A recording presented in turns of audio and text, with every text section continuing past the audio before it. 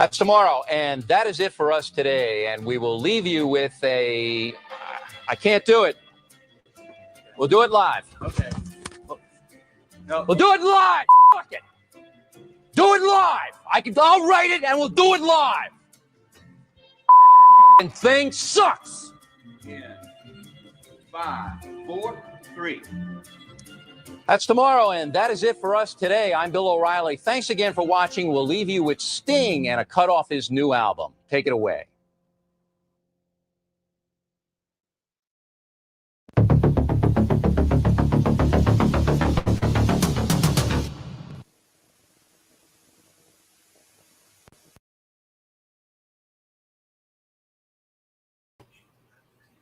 What is up? What's up? What's going on out there?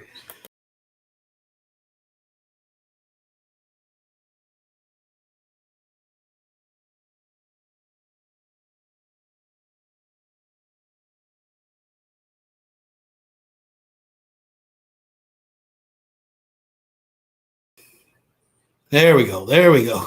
Okay. We got it working this morning. Isn't that funny? The screen share seems to work fine today. I've done absolutely nothing different, but it's working. And that's what's important. How are you all doing? I know it is early on a Saturday morning. It's late for me. I just got home a couple hours ago, so I'm going to hit the hay here shortly. Hopefully some people can watch this a little bit later. And I don't know if G-Man will watch this or not. I mean, I know once in a while he checks out my videos. I mean, I don't do too many videos about G-Man. It's usually, I mean, I was the one that dropped the video of him plotting against Matt Delahanty's wife in the background. That is true. And, of course, his latest meltdown and talking about man nipples. But I haven't really corresponded with G-Man a whole lot. I mean, I enjoy watching some of the shenanigans. I've been enjoying watching the whole pre-trial docket saga going on right now. It's entertaining. But I want to be clear, I'm not doing this, to be dragged into all those shenanigans. I'd rather be on the side watching that. And I want to be clear, we're going to have a real talk here, folks. We're going to have ourselves a little bit of a fireside. We're going to have a real talk. I want to make sure I set the tone of this little live. It's not going to be long. We're going to get to the point. I want to clear up a few things first, and like I said, set the tone of the video. Because what I'm going to say is real. I'm going to just tell it like it is, man. You don't have to like it. Who the heck am I? Right? But this isn't, I want to be clear, this isn't like a confrontational video. This isn't like I'm telling you what to do. This is definitely not a threatening video. I'm not trying to imply because you're hanging out with Von Helton, I'm going to send all my subscribers over to mass flag you and all that kind of stuff. I want to be clear. This is not what this video is about. This is just giving some advice, just some real advice.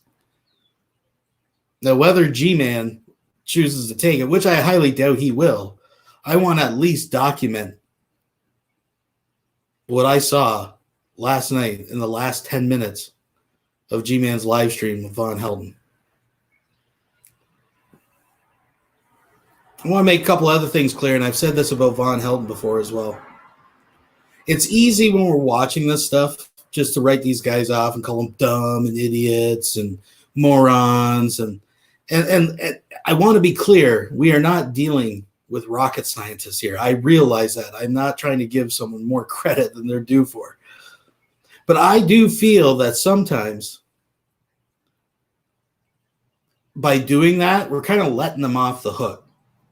Because if you think for a second they don't know what they're up to, or they're not smart enough to realize what they're doing, you're just giving them a pass on what they're doing. And anybody who's watched me for any amount of time, you know that I fucking despise, and I'm going to try to keep the cussing down out of respect for this video. But seriously, I really, the enablers, when I'm watching enabling happen, that just gets under my skin, right?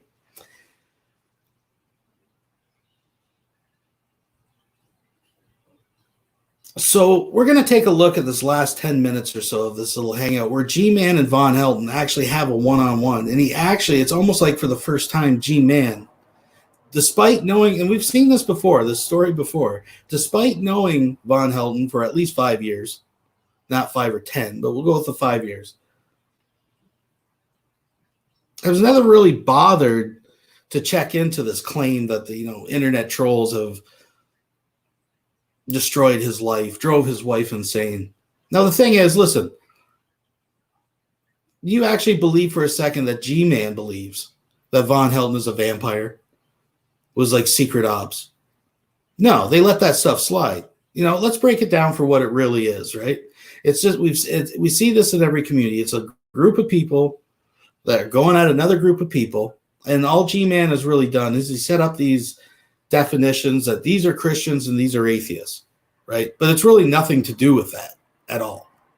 And I have no desire of getting into that debate or debating him on evolution or any of that kind of stuff, right? Because if the guy really wanted to know, by now he could have just Googled the answers he's looking for. So that's a whole nother topic. And since we're going through the gamut of topics here, this is not going to be a video necessarily attacking G-Man.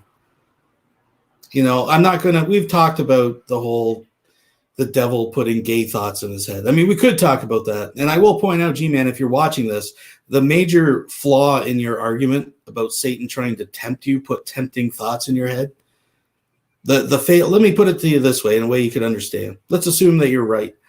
How does Satan tempt an alcoholic?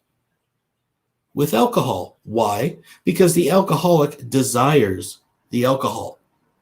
Hence the temptation. You see, you have to desire the thing that you're being tempted with, right? I'm just putting that out there, all right? But that's not what this is about. And I know a lot of people will say, look, he's not going to change his mind who he hangs out. Listen, I'm not trying to change his mind who he's trying to hang out with. People will bring up, like, he keeps using Matt Bell as some kind of attack. And look, I get it, right? And I think it's a horrible idea. I mean, I advise you against that as well. But I get it, right? You're frustrated with this group of people. You're using something within this kind of environment that everybody knows. And when you throw something out like Matt Bell's a better person than you, that's your way of insulting them. I get it, right?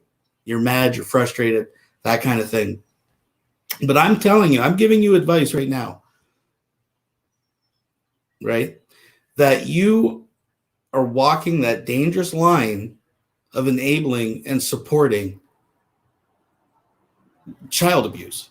I mean, I know we'll see in this video. I don't want to talk too much more. I want to get into it because we can stop along the way and dissect this thing. But you're on that line now. There's no going back. Last night, you could see on G-Man's face, it was like, oh my God, this guy's lying. Because he's jumping. He was wringing his hands in glee because all Von Helden had to say was, yeah, Dragnod attacked my kids. Oh, that's good enough for me. Dragnod, that's a horrible thing. You're a horrible person. But the look on G-Man's face when he was actually one-on-one, probably for the first time actually talking to Von about this. No, I refuse to believe that G-Man is that stupid that he doesn't realize that Von Helden has been totally BSing him about this. And Dragnod had not. I mean, congratulations, Dragnod. Apparently you've taken my what was it? I don't even know. I guess my position as Grandmaster, the puppet master behind everything wrong in Von Helden's life. Apparently now, according to Von Helden, that Dragnod has got into a time machine, went back, and has now participated with all the authorities to do all these wrongs in his life, right? Von Helden won't even say my name anymore. Just saying. Which is fine. Excuse me, I gotta get a drink. A little cottonmouth. But congratulations, Drag. You have graduated to that level of Von Helden where he actually believes you are a grandmaster. You've went back in time and was responsible. Now, G-Man, you don't believe that Von Helden is a vampire. You do not believe that Von Helden was special ops. Right? There's no way I could get you to ever say that, yeah, that's possible. Yeah, I believe that. No, you don't believe that. No more than you believe that a state agency is going to go to someone's house, remove their children now in the double digits because someone made a YouTube video or someone from YouTube called them and they're like, well, of course we got to go take the children away. It's not how it works, but you know that. And we're going to take a look at this. They say the eyes are the window to the soul, folks. We're going to have a little look-see into G-Man's eyes. So like I said, this is the last 10 minutes. I posted a link to the original video below. But this is a perfect exposition, right? Now, I'm not expecting you to call out the guy and get in a big fight online about it or anything. But you do the typical enabler thing at the end. And we'll get there, folks. We'll get there. Let's get into it. Yeah, I actually wish you actually had some moderation on it. Anyway. I do. All right. Like, So I'm just going to take it from here and let it play a little bit and let them get into it when it's one-on-one. Can I say something real quick? Yeah, go ahead. I don't know the situation of with Vaughn has going on with his kids. I find that if the statement is true about the 11 times stuff, I find that disturbing. But I don't think that CPS can take your kids away unless there's some evidence that something's amiss. And if there's something is like right then they have to be removed, like say if they see bruises and stuff and the guy's acting crazy, you know, then maybe the cops can come and then CPS can take the kids then. David, But the definition. Let me finish. Okay, Let me finish. Okay. I do, however, disagree with laughing about it. I don't think that's cool. It's not a laughing matter. But that's all I wanted to say. That's fair enough. All right. Well, let me retort. Okay, let me retort. All right. The definition of neglect is so broad you could drive a Mack truck through it. It's literally anything. You could stub your toe and they could say it's neglect. All right. It really is that bad. We need absolute critical legislation. Now, I'm going to put this back just a little bit because I don't want you to listen to Vaughn. Well, listen to Vaughn, but don't watch Vaughn. I mean, not just because he's grotesque. I mean, watch G-Man's face from this point on. Because up till now, he was right with Vaughn, like, oh, the Dragnot, he helped attack your kids. Oh, this is great. You got evidence of this? Oh, this is going to be awesome. But a little light switch, a little fridge light just turned on. So watch G-Man's face. I'm going to put it back. And just watch his face evolve through this. Well, let me retort. Okay, let me retort. All right. The definition of neglect is so broad you could drive a Mack truck through it. It's literally anything. You could stub your toe and they could say it's neglect. All right. It really is that bad. We need absolute critical legislation in the state, man. The wording for neglect is just it's insane. Okay. You know, what do? They come in. All right. When they get a call from these criminals, you know, oh, you got to run out to the Von Helden house right away and take them kids, you know. When they get.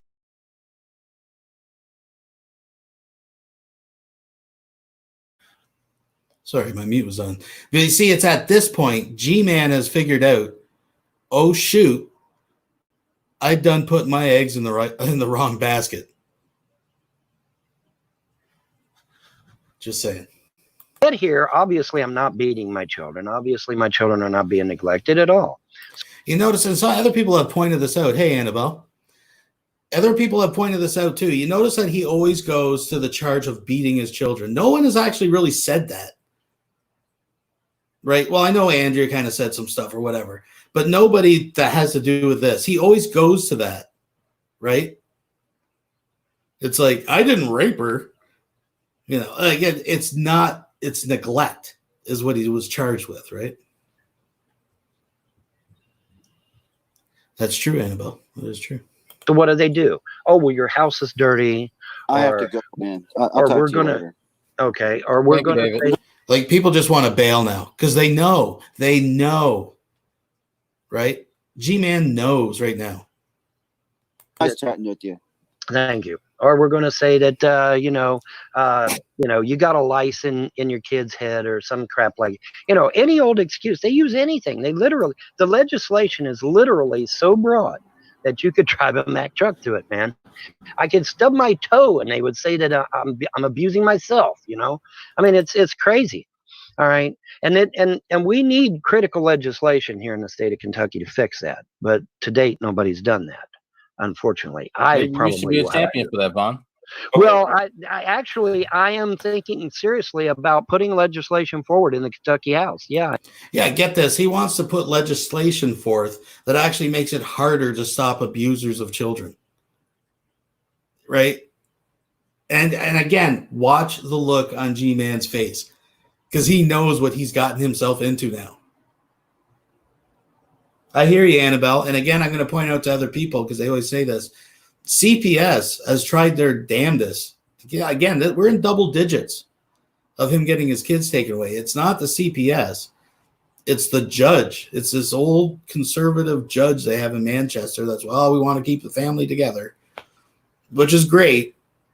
But, you know, Vaughn just keeps getting a slap on the wrist. It's been he says it's been about, how long has it been, folks? 3 months? His kids have been gone? He doesn't even know where they're at. We're in the middle of a pandemic. Not one fuck given. I really am. I really am, because I want abuse and neglect to be where there's bruises on the kid or burns, or you can see their rib cage, you know, something that really is genuine neglect and abuse. Okay. No, that's flat out abuse, but neglect is an umbrella term that falls under. We'll get to that. Okay, because right now, a bug in the head, dirty clothes, dirty house, that's not even against the law, let alone abuse. Okay, but okay, look at G-Man's face. He knows this is bunk, right? Listen, when your kids stink so bad that the state has to get involved, think about that for a second. When your kids stink so bad, the school and the CPS feel it necessary to intervene in your life. like I said, they. Okay. Okay, you guys can go talk about that one. See, G-Man wants to change that topic because he sees where this is going. This ain't going to make him look good. Oh, it gets better. On my channel. I put the link down there, Vaughn, for you. Vaughn, one of these days, I need to know what your definitions are for what you're talking about. I agree with you that a severe case, see, this is why I might slightly disagree with you, Vaughn, because okay, if they're seeing somebody's ribs, like that's like practical murder or something like that, you know what I mean? Yeah, absolutely, yeah. You know what I mean? If a person's, we shouldn't wait for a person to be abused that much before a person has something to say about that. Well, okay, I actually did some due diligence about this last night. I actually did. Be not feeding your kids, because I went through that when I was little. Not necessarily from my parents, but that's what I was. That's what. Wait a minute, hold on. Let me finish before these knuckleheads put words in my mouth. All right. Right. I've had cousins that I stayed with and aunts that I stayed with, and they didn't feed me. You know what I'm saying? As a kid, I've gotten to be. Let me tell you something, man. I've been beaten with a baseball bat. I've been beaten with a switch. I got beaten with a bat on my birthday. Okay. I'm serious. I got beaten with a switch. I got beaten with a stick. Von Helton, Mr. Black Ops, Mr. Hung on a meat hook to die. Looks like he's about ready to fucking pass out from hearing about all this violence. I went through a pretty rough childhood. So sounds like it. And I mean, Annabelle, someone should charge his fucking beard for failure to thrive. In that sense, you know, the government needs to like intervene at that particular point. Right. But yeah, but I'm not beating on my kids. I mean, come on. No, but I'm not saying that you're doing that, but when you give me your definition for what neglect is. Okay, well now, all right. Well, let me get this out, okay? Because I actually researched this the other night. Okay, I actually did do research on this the other night. Okay, there's two definitions of neglect. The first definition is the one that you and I know the most about. It's where you got bruises and burns and cuts and, you know. No, and even G-Man is disagreeing with your definition. That is not the definition of neglect. That's abuse. That's assault. So you can see their ribs. Now, keep in mind that neglect is a form of abuse. So is mental abuse. So like there's other types of abuse, but that's physical assault that you're talking about, Vaughn. And that sort of thing. Okay. Yeah, but there's another definition, and the second definition is what CPS likes to use, which is the definition of neglect. But let's move forward. Which is failure to provide the basic needs. Okay, well, you have to go look up what basic needs are. All right, basic needs is a roof over the head, which he wouldn't have if it wasn't for his mother. clothes on their back, and food in their belly. And they were showing up with the same dirty clothes every day, letting the school feed them, not eating. I mean, originally, if we go way back in time, it was the doctors and the medical professionals that had his children removed, and the charge was failure to thrive because they were not gaining weight. They were not eating properly. Von Helton said he'd stop feeding them liquids past 5 o'clock so he didn't have to change a diaper. They almost died in his care. That's real. And that's not trolls on the internet, G-Man. That's a real deal. I've never failed to have those three things for my kids. What are they saying that you did to your kids, though? Like, what are they saying? Well, like I said, their excuse this time was a bug in their head, a louse in their head. All right. Okay, so just to be clear, in a little bit, it doesn't tell the whole story here, but he clears it up because he makes it sound like that's trolls, and he admits it was the nurse from school because she doesn't like him. But what Vaughn did, the straw that apparently what I heard that broke the camel's back was the school was already, the CPS was already coming to the school, which he brings up, and talking to the child outside of the class. Remember, this is a man that had his guns removed for 2 years for waving at his wife and threatening her, who made videos saying if CPS showed up at his doorstep, he'd blow their heads off, right? So obviously they're going to the school. The school got involved. Pardon me. And the kids of anybody's been watching for a while, the kids of every year have a problem with lice, right? Now you can be clean and get lice, but this is a common problem. In the past, he's shaved their heads. He's dealt with it that way. Whatever. I'm not even going to pick on him for that. But what I hear this time, because he's been fighting with the school, and he knows, again, Von Helton is not this dumb. He did this on purpose.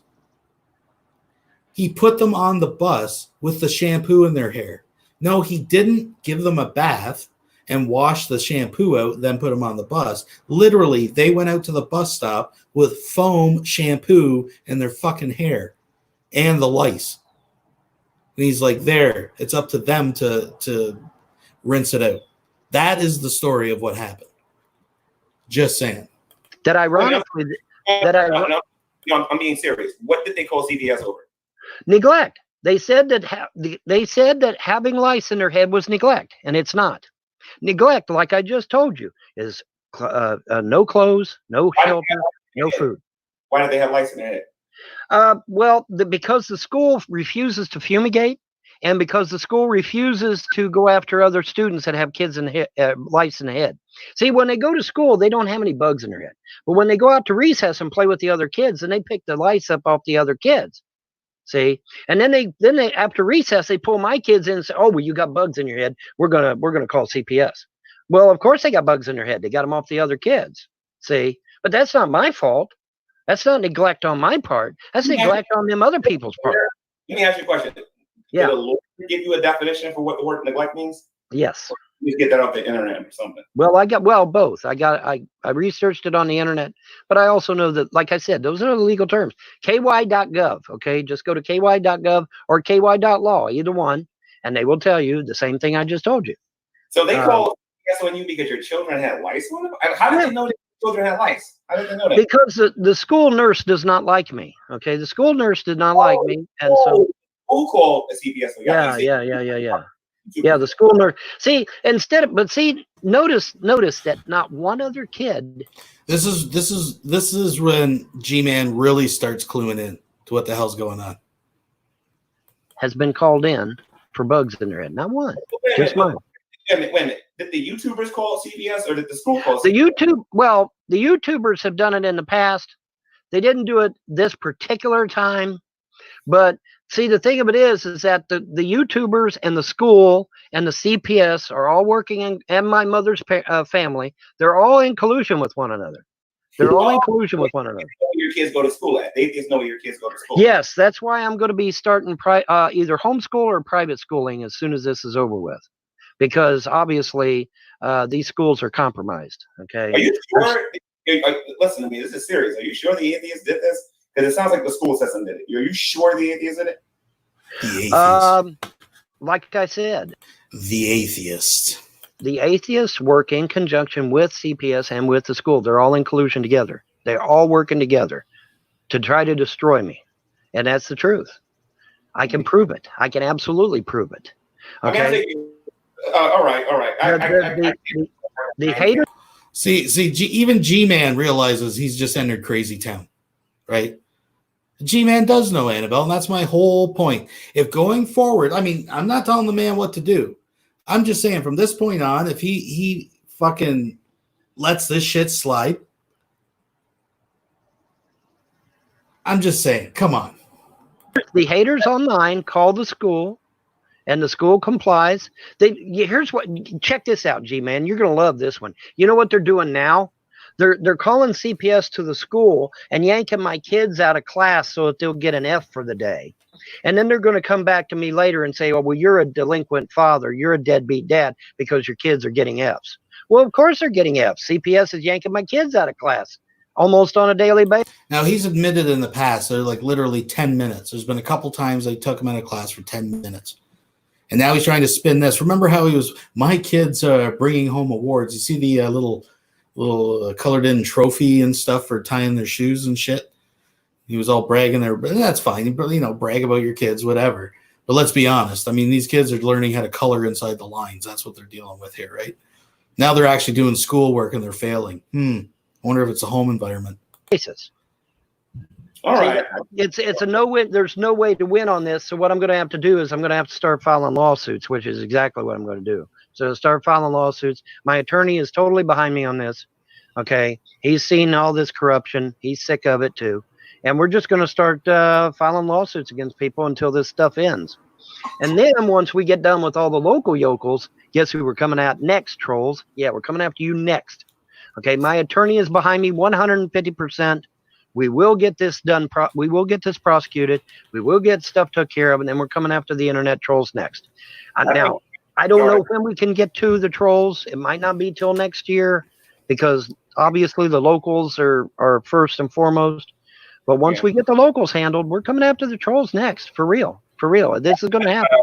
I think Drake started a StreamYard. So if you want to go to his room and talk about it, the link is in the. Dude, you know as well. Yeah, G-Man wants no more of this. He wants no more. This is like, yeah. As well as I do that's a setup. You know as well as I do it is. I will be dogpiled on by about 50 of my haters. You know it as well as I do. And so no, I'm not going over there. I don't need to be harassed by 50 of my haters. Oh, didn't you hear, Annabelle? He won the lottery. It's just what a coincidence. He won the lottery right after he got called out for stealing from his mother. Huh. I don't need that shit. So I'm not going. Yeah. So I'm gonna wrap this up because well, that's fine. That's fine. I'm gonna be late with my documentary that I gotta upload. So it was good for having you. And yeah. As far as the word neglect thing, I'm gonna look that up. So anyway, guys, I hope everybody enjoyed the show. Got Ari Alex on here and got to confront him about some stuff. I'm not gonna go through the rest of these videos. Jesus, almost sounds like a little bit of wind got knocked out of your sails there, G-Man. I'm gonna wait to see if he makes a documentary, and then I'll just use this video for my own little project. But yeah, I'll talk to y'all later. GTV. Oh, by the way, Dragnet is having a live show if y'all want to go watch it. GTV. There we are, folks. Listen. And I'm being serious here, G-Man. If you're watching this, I've seen it before. Anybody who's followed the Von Helton train has seen this before. There's a reason he doesn't stay in social circles long. And it's going to happen. And he goes down, he's going to try to take you with him. Now, you got your own, let's use the phrase, demons to fight. I don't think you're going to want what Von Helton's going to bring. I'm just giving you friendly advice. Because right now, you know what you're dealing with. If I was to give you the benefit of the doubt and say the whole time you were just, blind to it for whatever reason, that's fine. But this, I'm sorry. There's no going back. You know what you're dealing with. So if you continue to support that, if you continue to endorse that, if you continue to let him rant, I'm not saying he can't be buddy. I'm not telling you what to do. I'm just saying if you're going to let him sit in your room and accuse other YouTube users of destroying his life and stealing his kids, because you got to think, you got to spin that around. it sounds awful when Vaughn's telling it, but if Vaughn's lying, which I think is pretty clear you realize he is, those are pretty serious allegations that he's making against people, right? Like people wonder, well, why do you come back? Why do you, well, geez, you go away for a while, then you find out this dude is still going around telling people using your real name that you were responsible for destroying his fucking life.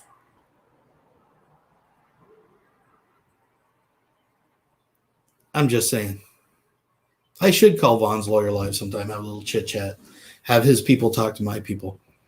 But Vaughn Helton, he won't even say my screen name anymore. He's kind of scared, which he probably should be. But I want to thank everyone for coming out. Now, hey, what's up, I churn? I cern. So, I'll put a link out if anybody has like 2 cents they want to say. I'll keep this running for a few more minutes. I think by 9 o'clock I'm going to shut her down. Just give me a sec. I'll put a link out if anybody wants to come in for a few minutes and give their take on it. I apologize if you can hear the traffic going by. It's a nice morning, so I got the window open. And by the way, big thanks to people that helped chip in last stream. To my link below, my journey to a new computer. There was a few people that chipped in on that, so I do appreciate it. It's not necessary, never necessary, but it is appreciated. There, the link should be out there. So if anybody wants to come in, say their piece on what we just kind of relative to what we're talking about here, of what you witnessed, what your 2 cents is.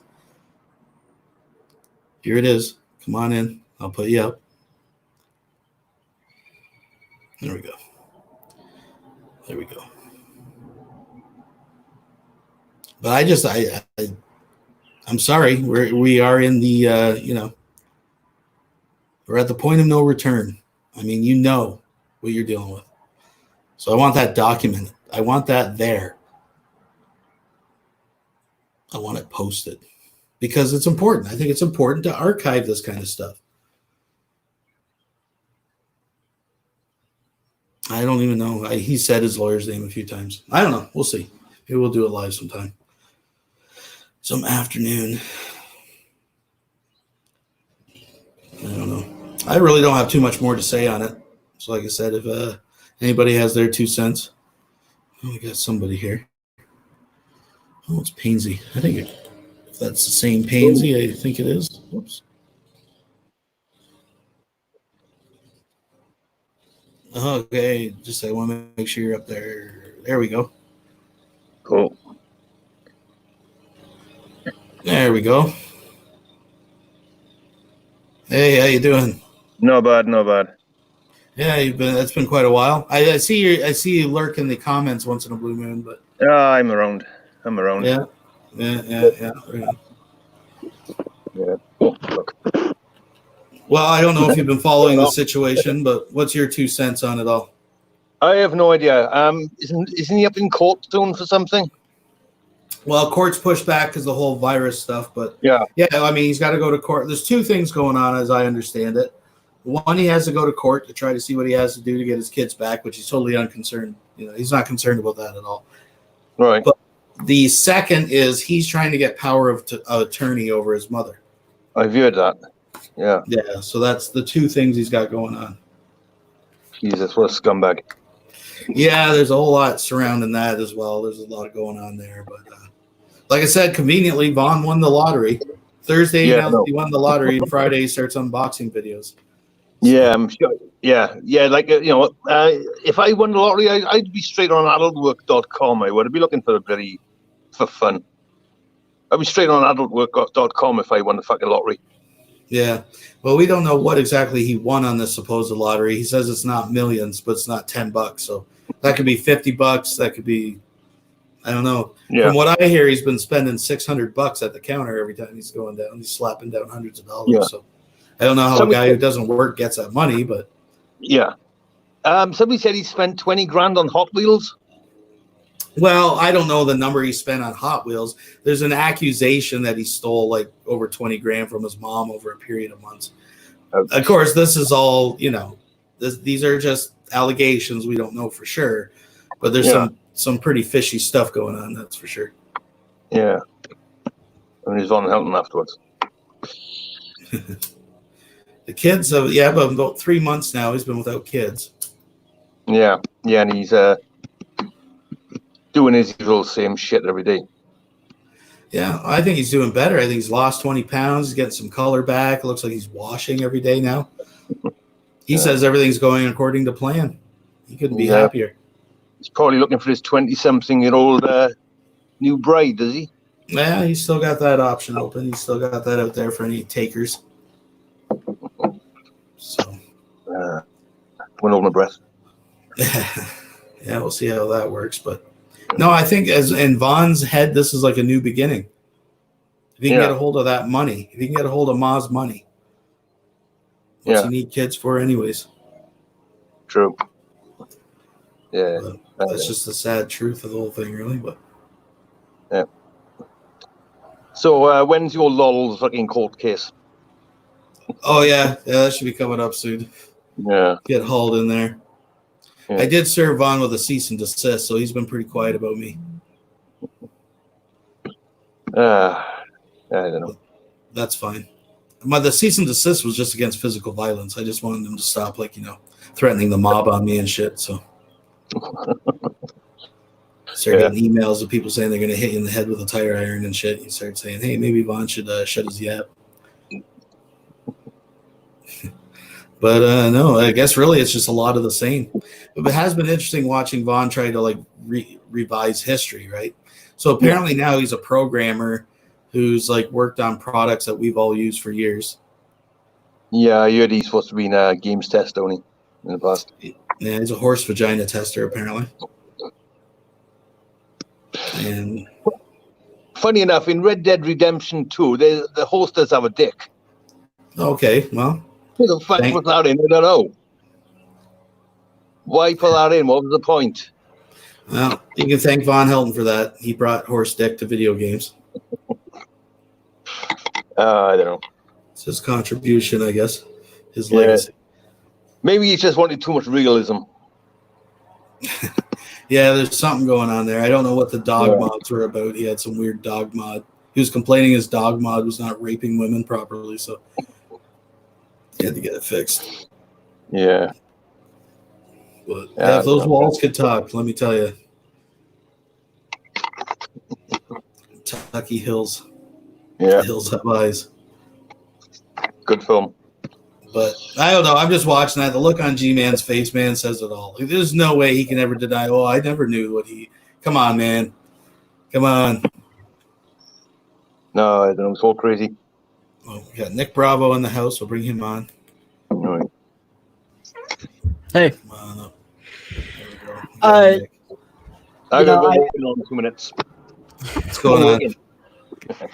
Yeah, the more and more I hear this Von Helton stuff, it's just, I mean, how is he not fucking in jail?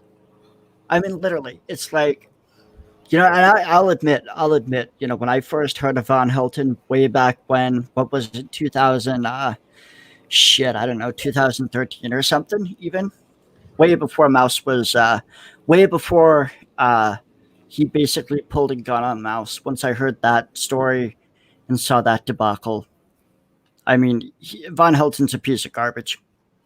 And it's interesting that he steals money from his mother, and instead of doing something smart, like maybe investing in Bitcoin or stocks or doing anything with it, right? It's like he's giving it to a shiesty lawyer who's willing to perpetuate his delusions about a victimhood. It's absolutely ridiculous. Von Helton has no capacity for self-reflection. He's not even willing to entertain the idea that he could be wrong about anything.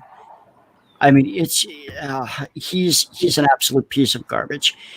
And I'm surprised at how long it takes some people to see it, because you want to give him the benefit of the doubt, but then it's like all these cards just keep stacking up, and at the end of the day, you got to be like, Von Helton is a criminally minded piece of garbage who, if he didn't have his fucking mother supporting him, he would literally be a bridge troll, or he'd be in jail. He would literally be a bridge troll. Yeah, well, that's Von Helton in a nutshell. But No, I mean, that's where we're at, right? well, thank God his kids are out of that situation. I mean, he would post videos showing him that he was feeding cereal or like these fucking soup packets and shit. It's like, that's not. See, here's part of the problem with somebody in Von Helton's socioeconomic class. They tend to be uneducated to the point where they don't recognize that children are a long-term investment. See, Von Helton had children, 3 of them, and thought, oh, the state's going to give me money. Ka-ching, right? No fucking understanding or awareness of, oh, wait, if I'm a good father and I raise these children to be good people, they'll, maybe they'll become doctors, maybe they'll become scientists, maybe they'll be, they'll do something. They'll get a good, decent $70,000 a year job, and they'll take care of him in his old age. Well, he's already pretty fucking old, but nonetheless, he literally farmed his children the way somebody farms chickens. You get a couple of chickens and they lay eggs. Von thought his children were going to be the goose that laid the golden egg. And it's just absolutely fucking ridiculous that he has his mother telling him to fucking change. He's got Larry Frost telling him to change. He's got all the people in that tiny little town of, I don't know how big it is, but from what I gather, the town he lives in has easily less than 50,000. So it's a very small town. Everybody knows each other. Everybody knows him. And yet nobody's willing to fucking tell him the truth. Now, albeit the trolls could tell him the truth a little more nicely than they do, but at the same time, he is so fucking combative that if you even suggest that he did something wrong, he's so vulnerable to narcissistic injury that to even suggest that Von Helton, has fucked up sends him into one of these screaming rages where he starts threatening to sue everybody and anybody who says anything he doesn't like. It's absolutely fucking retarded. Mm-hmm. Miss Annabelle, how are you doing? Hiya. Right. Sorry, I was just eating my lunch. Sorry. No problem.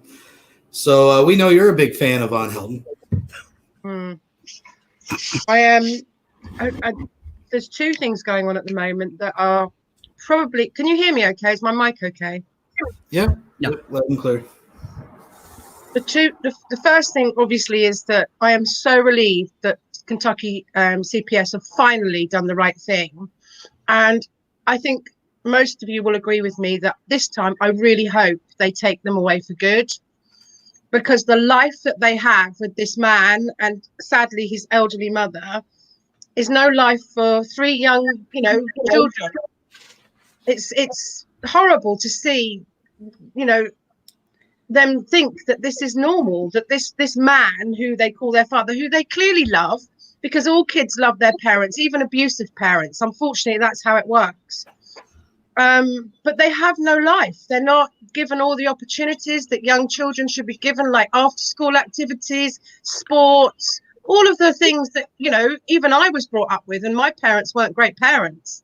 These kids have got nothing except a trailer, and maybe outside the trailer, but I don't think they go out much, because that would mean that Von has to supervise them, and he's too busy playing on his computer looking for underage girls.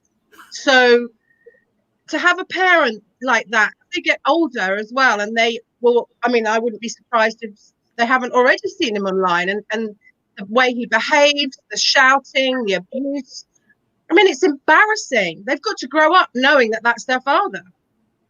So that's one issue. And the other issue, of course, is what he's trying to do with his poor mother. He's already manipulated her for years. We all know that he was a spoiled little brat, that mummy said yes to everything. That's why he behaves like he does. And now he's trying to siphon off her money to pay for quite frankly, to pay for him to continue to be a lazy bastard, because that's all he is. That's his biggest achievement in life, is he's managed to get to 56 without actually ever doing any work. That's where we are with him. I used to spend quite a lot of time pointing and laughing at him because he is when he's one of his rants, it's hilarious the way he reacts. But now I'm just disgusted with him. He's a revolting, nasty little human being. I would have to agree. Definitely. I mean, don't get me wrong. If he came on here now, I'd still laugh at him because, we all know that when he loses his shit, it's funny. I actually think that Van Helton needs to do a few months in jail. I hate to say that, but he is so coddled, so spoiled. He has no fucking clue how lucky he has it to a certain degree because everybody's coddling him. Everybody is coddling him. He's too afraid to be a man. He's too afraid to get therapy. He's just No, he needs. No, I don't think he's too afraid to get therapy. I don't think he thinks he needs therapy. I think this man's narcissism is so momentous. That's not a word. Mhm. I mean, anyway, it's so enormous that he genuinely thinks that he is the smartest. I mean, you can't carry on the way he has. I mean, I've watched this guy for, you've known him longer. I've watched him for 6 years and he hasn't changed, not one bit. Mhm. I just said that earlier in the live chat, I've never actually seen him take any responsibility for anything that goes wrong in his life. It's always somebody else's fault. Yeah. He constantly blames either his mother, his family, his father's family, the trolls, of course. We're all to blame for everything. Yeah. A bit like G-Man blames atheists for everything. It's the same mentality. There's something not right in his head. He's we all know he's mentally ill. That's obvious. Mm-hmm. I don't think he's too scared. I think he just thinks that he's entitled. You know what he is? He's entitled because his mother has spoilt him, has spoon-fed this man child for years and years and years, and he's never had to do a thing for himself, never once. Even when he did have a job, it was working for his mummy. So it wasn't exactly like he went out and got a proper job, was it? Yeah. I'll admit I have not watched him to the extent you have, Annabelle, but the few times that I have watched him because I'll watch him on for maybe a few weeks and then I'll find something better to do. But yeah, it's like I started watching him back in, I think, 2013 or so, and he has not changed. I mean, he is not. He's still emotionally mature. He's still arrogant. He's foolish. He's just, there's degrees of narcissism, but he is definitely, a hard case because there's no sense of self-awareness or self-reflection in any capacity from what I've seen. I think somebody mentioned earlier that he's used his kids to further his non-career of doing nothing all day except spending hours on the internet, and that's exactly right. Those kids are just cash to him. That's what they are. They're not children. They're not little individuals in their own right who need love and affection. They're just set pieces for his exactly theater of his life. Yeah, and they make him look good because all his life he's never been able to get a proper woman. He's never had a proper life. He's always been the loser. Okay, so all of a sudden he managed to get himself a wife, albeit he had to trick her into coming up. And then you can see when you see Mouse, when she talks, she's got mental challenges. So he manipulated her, got her pregnant, and then had 3 children, which should never have been allowed. Let's be honest. It's unfortunate that was allowed to happen, but it was. And those children, like I say, they're not there for him to enjoy like a normal family. They're purely there for 2 reasons. 1, because he makes money out of them, and 2, because it makes him look like he's a virile man. That's because I don't know, for years before this all kicked off, well, not before it kicked off, but while I knew him back 3 or 4 years ago, he would constantly talk about how he'd had these children and he'd got this wife, and it was a status symbol. That's all they are, a status symbol. Yeah. Well, just to back up a little bit too, to touch on a couple points, definitely. And I mean, this is not an common thing. It's kind of it was plan A, right? It was his retirement plan, right? To have a couple young wives stagger out the children, so there's continuously a check, right? As they turn 18, the next one. So he figured, because he'd often say, I won't even be alive when the kids are, done college and stuff. Like, he just wanted enough income. But the proof is in the pudding, because, and just to touch on the entitlement, right? This is the thinking process of Von Helton, of how he's like trying to validate or rationalize siphoning out of his mother's money, right? Is basically when his dad died in 2006, Von Helton has it in his head, because he used to fight tooth and nail with his adopted sister about this till she died, that he is the blood heir of the Von Helton or the Helton fortune or whatever, right? So it all, by this common law that he has in his head, all automatically goes to him, right? So when the dad died, his assets actually just turned over to the mother, which is now in all in her name. Now, what's really interesting is I found out that in her last will and testament, when she was still of sound mind, she got a relative named Jim Frost to help her out with all this stuff. And the kids are the ones that actually have a trust and a stake in the land. Yeah. I thought that's what it might be. I mean, as much as she panders to his behavior, I think she does realize that he would, throw it all away on internet and toy cars and goodness. I think she understands that. And I wonder why this recent kicking off about the money, and why the gentleman who you had on, was it you had him on, his relative, didn't you? Oh, Larry. Yep, Larry Frost. Yeah. He came on, and obviously Larry's got his number completely. So the rest of the family know what Von is. But Von is a pathological liar. In fact, I'd go so far as to say that I think he actually believes most of what he comes out of his mouth. He convinces himself. Yeah, he makes up a story, and then he says it so many times. He's told these lies over and over again so many times. I mean, we've heard what G-Man was listening to last night, whenever that video was. We've heard that 1,000 times. Mm-hmm. So, and he's convinced himself he's the hard done by poor father who's lost his kids because all he did was not bother to wash them for a week. Yeah. Oh, I know. It's. I mean, what is interesting is that when you look at his mum, when he does one of his videos, when he's bullying his mother, that house is immaculate. It's sparkly clean. All the tops are tidy. There isn't a mess to be seen. And yet he is filthy, utterly filthy. And you wonder, why is he not relatively clean? Because clearly his mother is a clean person. So he's just disgusting. I don't understand it. Well, yeah, and it's not like he was raised poor. Like, because I've heard this accusation, like not accusation, but I've heard this before where people like felt bad for him, right? They're like, well, he lives in the poorest fucking state in America and he lives in No. Von Helton moved there, right? He's from Hamilton, Ohio. His parents own 2 friggin' seniors homes. She's got some money. But I've always known that. Yeah. And just to circle back to the entitled point, see, he's rationalizing all this because she's got the assets, and he knows that in the will, the kids get the land and get the right to stay there. He gets $200 a month. That's it, right? So he is on the clock right now, and that's why he's going to court. I didn't know it was 200. I knew she'd probably leave him something. She'd probably leave him the trailer. Mm-hmm. The problem is that he's never worked in his life. He's never going to look at him. He's never going to get a job. Well, he might get a job at the local gas station, selling cigarettes or whatever it is that the gas station sells. But he's never going to get a proper job. How's he going to survive?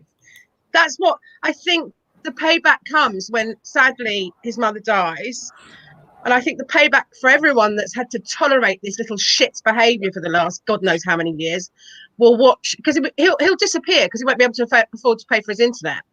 Well, that's why he's scrambling, right? He's desperate right now. So he wants control of this. And my point is he's rationalizing it because he believes that's his dad's money, which is in turn his inheritance. Yeah, so that's like saying my dad died 20 years ago now and left my mum half of the house, and my mum's then gone on with my stepfather to buy a huge house with loads of land, I'm not entitled to that. Doesn't make it mine. It's my mother who decides whether I get that or not. No, of course, but he doesn't think that way. So that's how I he know, because he's an rationalizes. idiot. Well, and deep down, I think he knows better. It's just how he rationalizes it. And why should he get all that money? What has he done to deserve it? He's literally sponged off her. He's had his inheritance over the last 35 years. He hasn't done a day's work. Oh yeah, he's drained it. Any money that he would have been owed, Yeah, is gone. Right? Can you imagine being related to this dickhead and actually having to sit back and watch the dynamic between his mum and him and tolerate all the behavior that everyone, because it's all on the internet, everyone can see what he is, and it must be so embarrassing for the family to have him as, you know, the local lunatic down the road. Welcome, Dre. I did hear somebody say once that he is notorious in that area. He has got a really bad reputation. Well, I think one thing, though, from a psychological perspective, because you mentioned his mother keeps everything clean. I mean, for all we know, well, from a psychological perspective, she could very well be. Narcissists tend to have come from homes where there was a lot of trauma. Sometimes some of that is because the parents are either too coddling or too strict. His mother could be a very over-controlling person. And I'm not excusing his behavior, obviously, but there's definite ways that narcissists are created. And he doesn't have any self-preservation as far as keeping himself clean. I mean, that's just self-preservation instinct. I think that mother-son relationship is probably very codependent. I suspect until his dad died, she was probably not as bad, but I imagine that what she did was when he died, she started just taking uber care of Von. Yeah, probably. Because Von's always been the slow kid. Yeah. Do you know what I mean? I think he's always been the runt of the pack. Yeah, enmeshment. Yeah. So I think that she probably felt sorry for him, and now she just feels like she's got to take care of him. But now she's seen how he's behaved with his own children and how, you know, completely incapable he is of being a parent or a father. She's got to make sure that money goes to the kids. And if from what Secular says is right, those kids probably won't get it until they're 18 anyway. That would be the smart thing to do.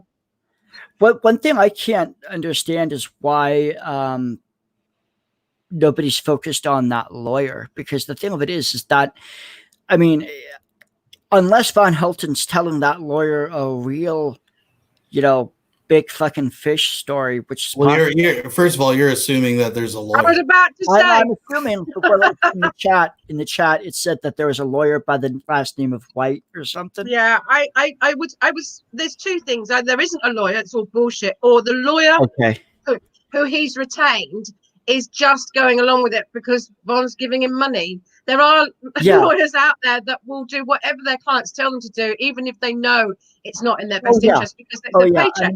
Because the lawyer wants Von's mother's money. So that guy, honestly, he should be reported to. I forget what it's called, but we don't know. We don't know if the lawyer's done anything, because where are these lawyers' letters, or you know, there's no evidence that there is a lawyer or that they've done anything. Well, if there's a lawyer, he could possibly be investigated for taking advantage of somebody who's not right in the mind. I'm just because it is unethical, and I know it's Von, but it's like Von doesn't have money. I don't give a shit. Has money. Couldn't take it. I mean, if Von wants to go and blow his money to a lawyer, sending out letters to strangers on the internet who he hasn't got the addresses for anyway. Well, the thing with people who have suffered severe narcissistic injury, they are narcissists of Von Helton's caliber. Because they believe their own bullshit, and because they think they've got it all figured out, what happens is they're easy prey for con artists. So because they want to believe that their plans are true. So if you tell a narcissist what they want to fucking hear. Well, that's what I'm saying though. If there is a lawyer and he's retained one, and there is a lawyer doing work for him, what is he doing exactly? Is he going is he spending? I mean, first of all, Von hasn't got any money. You know that, right? He has no money. So Yeah, whatever so he's got to siphon that money to pay a lawyer. Now, I'm not sure about Kentucky. Probably at the minimum, what, 100 an hour? Or maybe, I don't know. I know that a London lawyer is about 500. So I know a London lawyer is 750. He's going to be looking between $2,000, $3,000 for a retainer right off the bat. Exactly. So he's not going to be able to get that. But more importantly, let's just say this lawyer goes along with it and says, right, fine, I'll try and find these people, because that's the first thing he's got to do. Can't be sending out anybody court documents until he knows who he's sending them to. Yep. And so they've got to find the addresses and all that sort of thing. And that's going to take up like thousands. So I just think it's all a load of nonsense. I think you literally, Von has been threatening people with lawyers and lawsuits, or lawsuits as we all like to call them, for years, and nothing, not one. The problem, Annabelle, is that you're going along with these trolls, and so that's aiding and abetting. And No, aiding and abetting. Scotland Yard and find out where you are too. Oh, I'm happy to tell him where I am. I couldn't give a damn. I would love to get a letter from Von. I'd get it. I'd put it on a wall. I'd get it framed. It would be just brilliant. It would be the piece de resistance after all the years of having to deal with him. I'd love it. Oh, he's not too happy with me right now. Not too happy at all.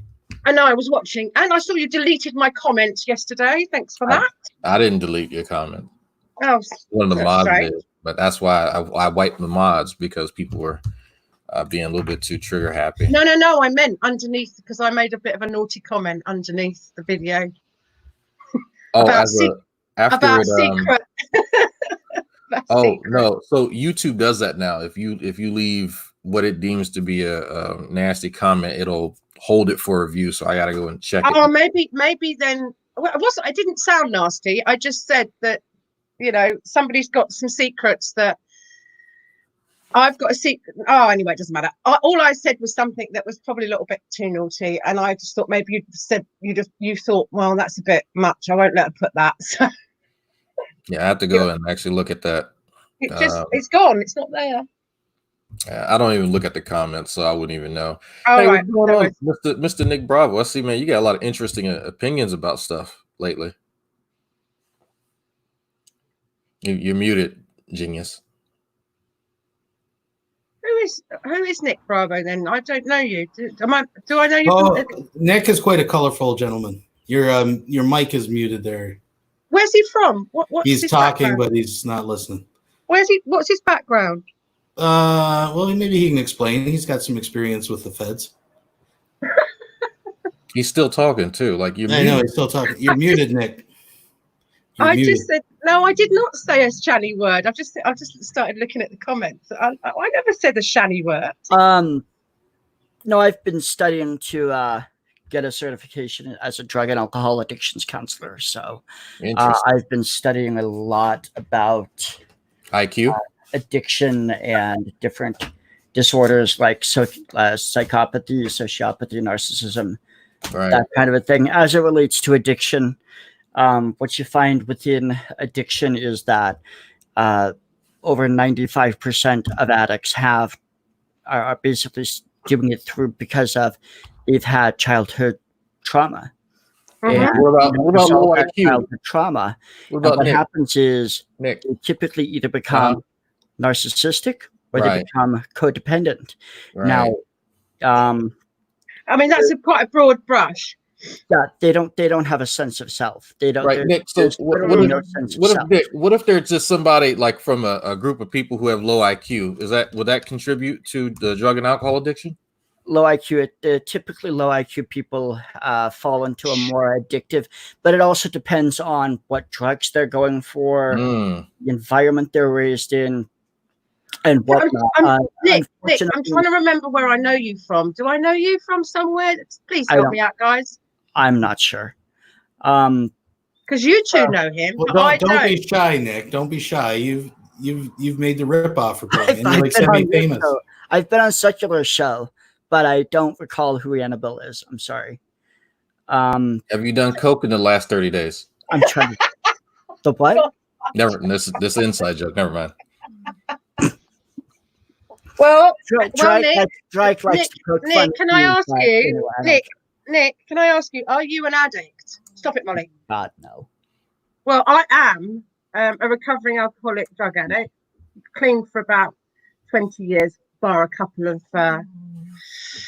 mishaps, but never mind, won't talk about them. And I don't think that you can just pinpoint it to one specific, like codependency or narcissism. There's a huge range of different personalities that get addicted. Obviously. It's more to do with the chemicals in your brain than anything else.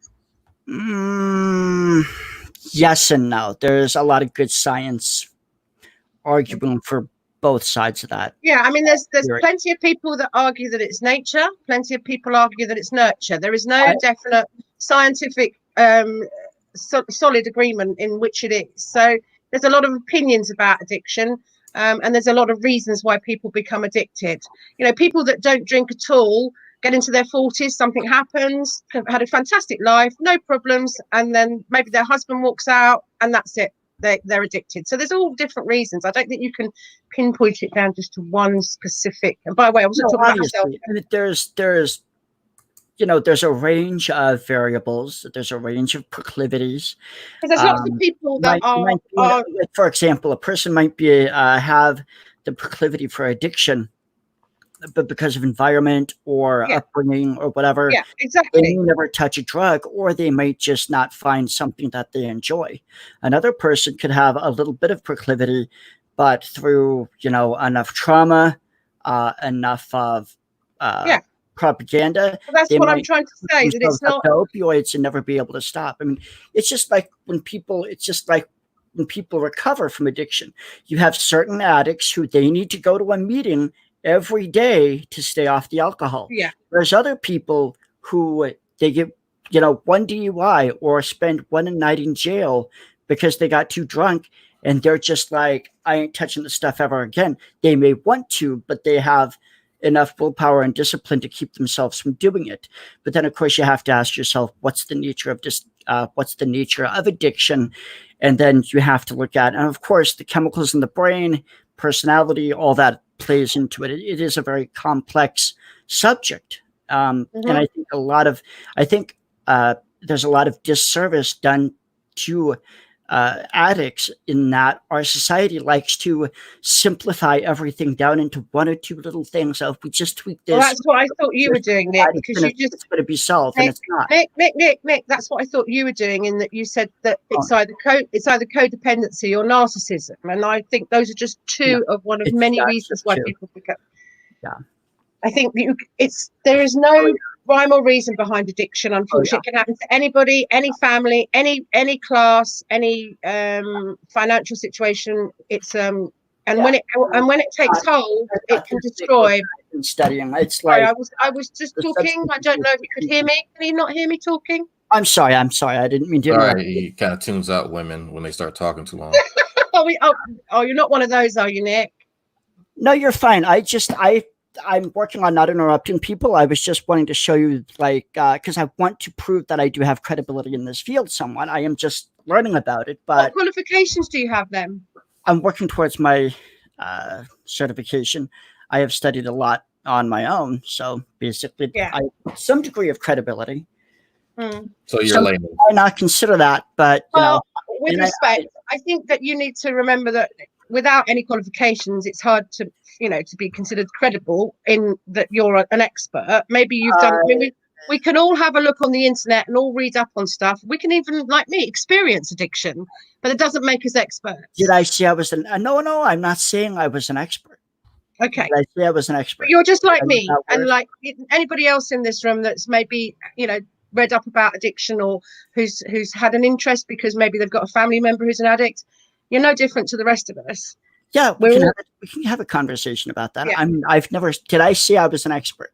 If I implied, you were trying to give that impression, just in my opinion. Could you tell me how I gave that impression? By saying that you've spent, you're working towards I just literally used the word credibility. Working towards, and then said that you had credibility, which I'm sorry, I don't believe that's a word that you should be using when you've got no qualifications. The word. Well, then you have to ask, what is how do you define qualifications? Because if somebody's studied a So subject you, for you're, a number of years, well, they, I can study. I can study so you a don't subject think for a number. self-study? Well, can I ask you a question then? So you don't think that, so if somebody's self-studied a subject for a number of years, they don't have any credibility. But if somebody studies it for, I say, don't, because 6 months you can and study gets all you a like. Doesn't degree make or you. a certification, Oh, they're God. magically an expert. Then Do they're you want me to answer Well, you? no, but it's about a standard, right? Like when people Yeah, have exactly. credentials so and they what- actually have the effort to put letters behind their name, it's so like credibility that is a doesn't standard, you know, that they've met. Now, it doesn't mean that you're wrong or that you're not intelligent. It just means you're a guy on the internet, right? Can Nick? Can you just stop talking just for 2 seconds? No. No? So I'll give you a perfect example. There's a guy named True Empiricism that claims that he studied, and Annabelle knows where I'm going. Like, he claims that he's been self-studying chemistry for years, and I've been self-studying, and then I've been actually going to school and taking chemistry courses for the last 8 years, damn near. And I can actually, I'm at the point where I can like operate at the undergraduate level in a biochemistry lab doing research. There's a huge difference between our knowledge and ability when it comes to chemistry. People like, just, you can say, you know, I picked up a few books, but not everybody's an autodidact. I've met probably only two autodidacts the entire time I've been on Google Plus and YouTube. Everybody else picks up factoids that they think make them knowledgeable or have a comprehensive knowledge of any topic. Knowing factoids does not mean that you know a topic at all. Exactly. My point is that you can read and read and read for as many years as you want, but if you don't understand what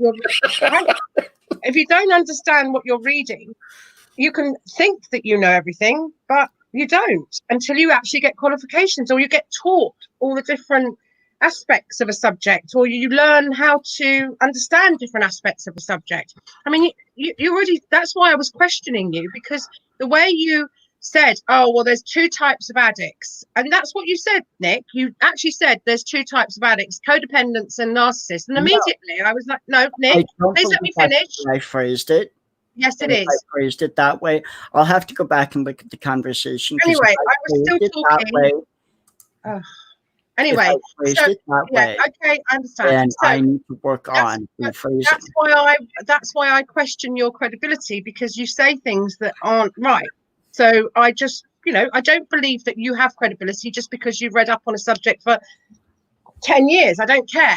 Get a qualification to show that you've worked in that field and you've actually done some work experience. You've actually, you know, worked with addicts, that sort of thing. That's the plan. Well, that's fine. Then you will be credible. But for now, you're no different to the rest of us on the panel. I am not saying I am. I mean, are you guys feeling okay? As an addict myself, I don't like it when laymen talk about the subject that I clearly know quite a lot about, and it's clear to me they don't know a lot about. That's what riles me up. And I, you know, at the end of the day, come back to me when you've got qualifications, and I might, you know, if you were an addict. Or you had you were a codependent and you had an addictive mother or son or whatever, we could talk properly. But just saying that you've read a few books and you've studied it for a while means nothing to me. Not what I said at all. Yeah, it kind of was. I'm really trying very hard to be polite, and no, don't be. You can be as rude to me as you like. This conversation is very disconnecting because I actually don't feel like I'm being heard. Well, I feel like take a tip from me. If this is how you react to people. I feel like I'm being lectured at. I feel like I'm being lectured at. Don't go down the counselling route, whatever you do, because if you're this sensitive, you will fail the people. You will fail the people that you are currently.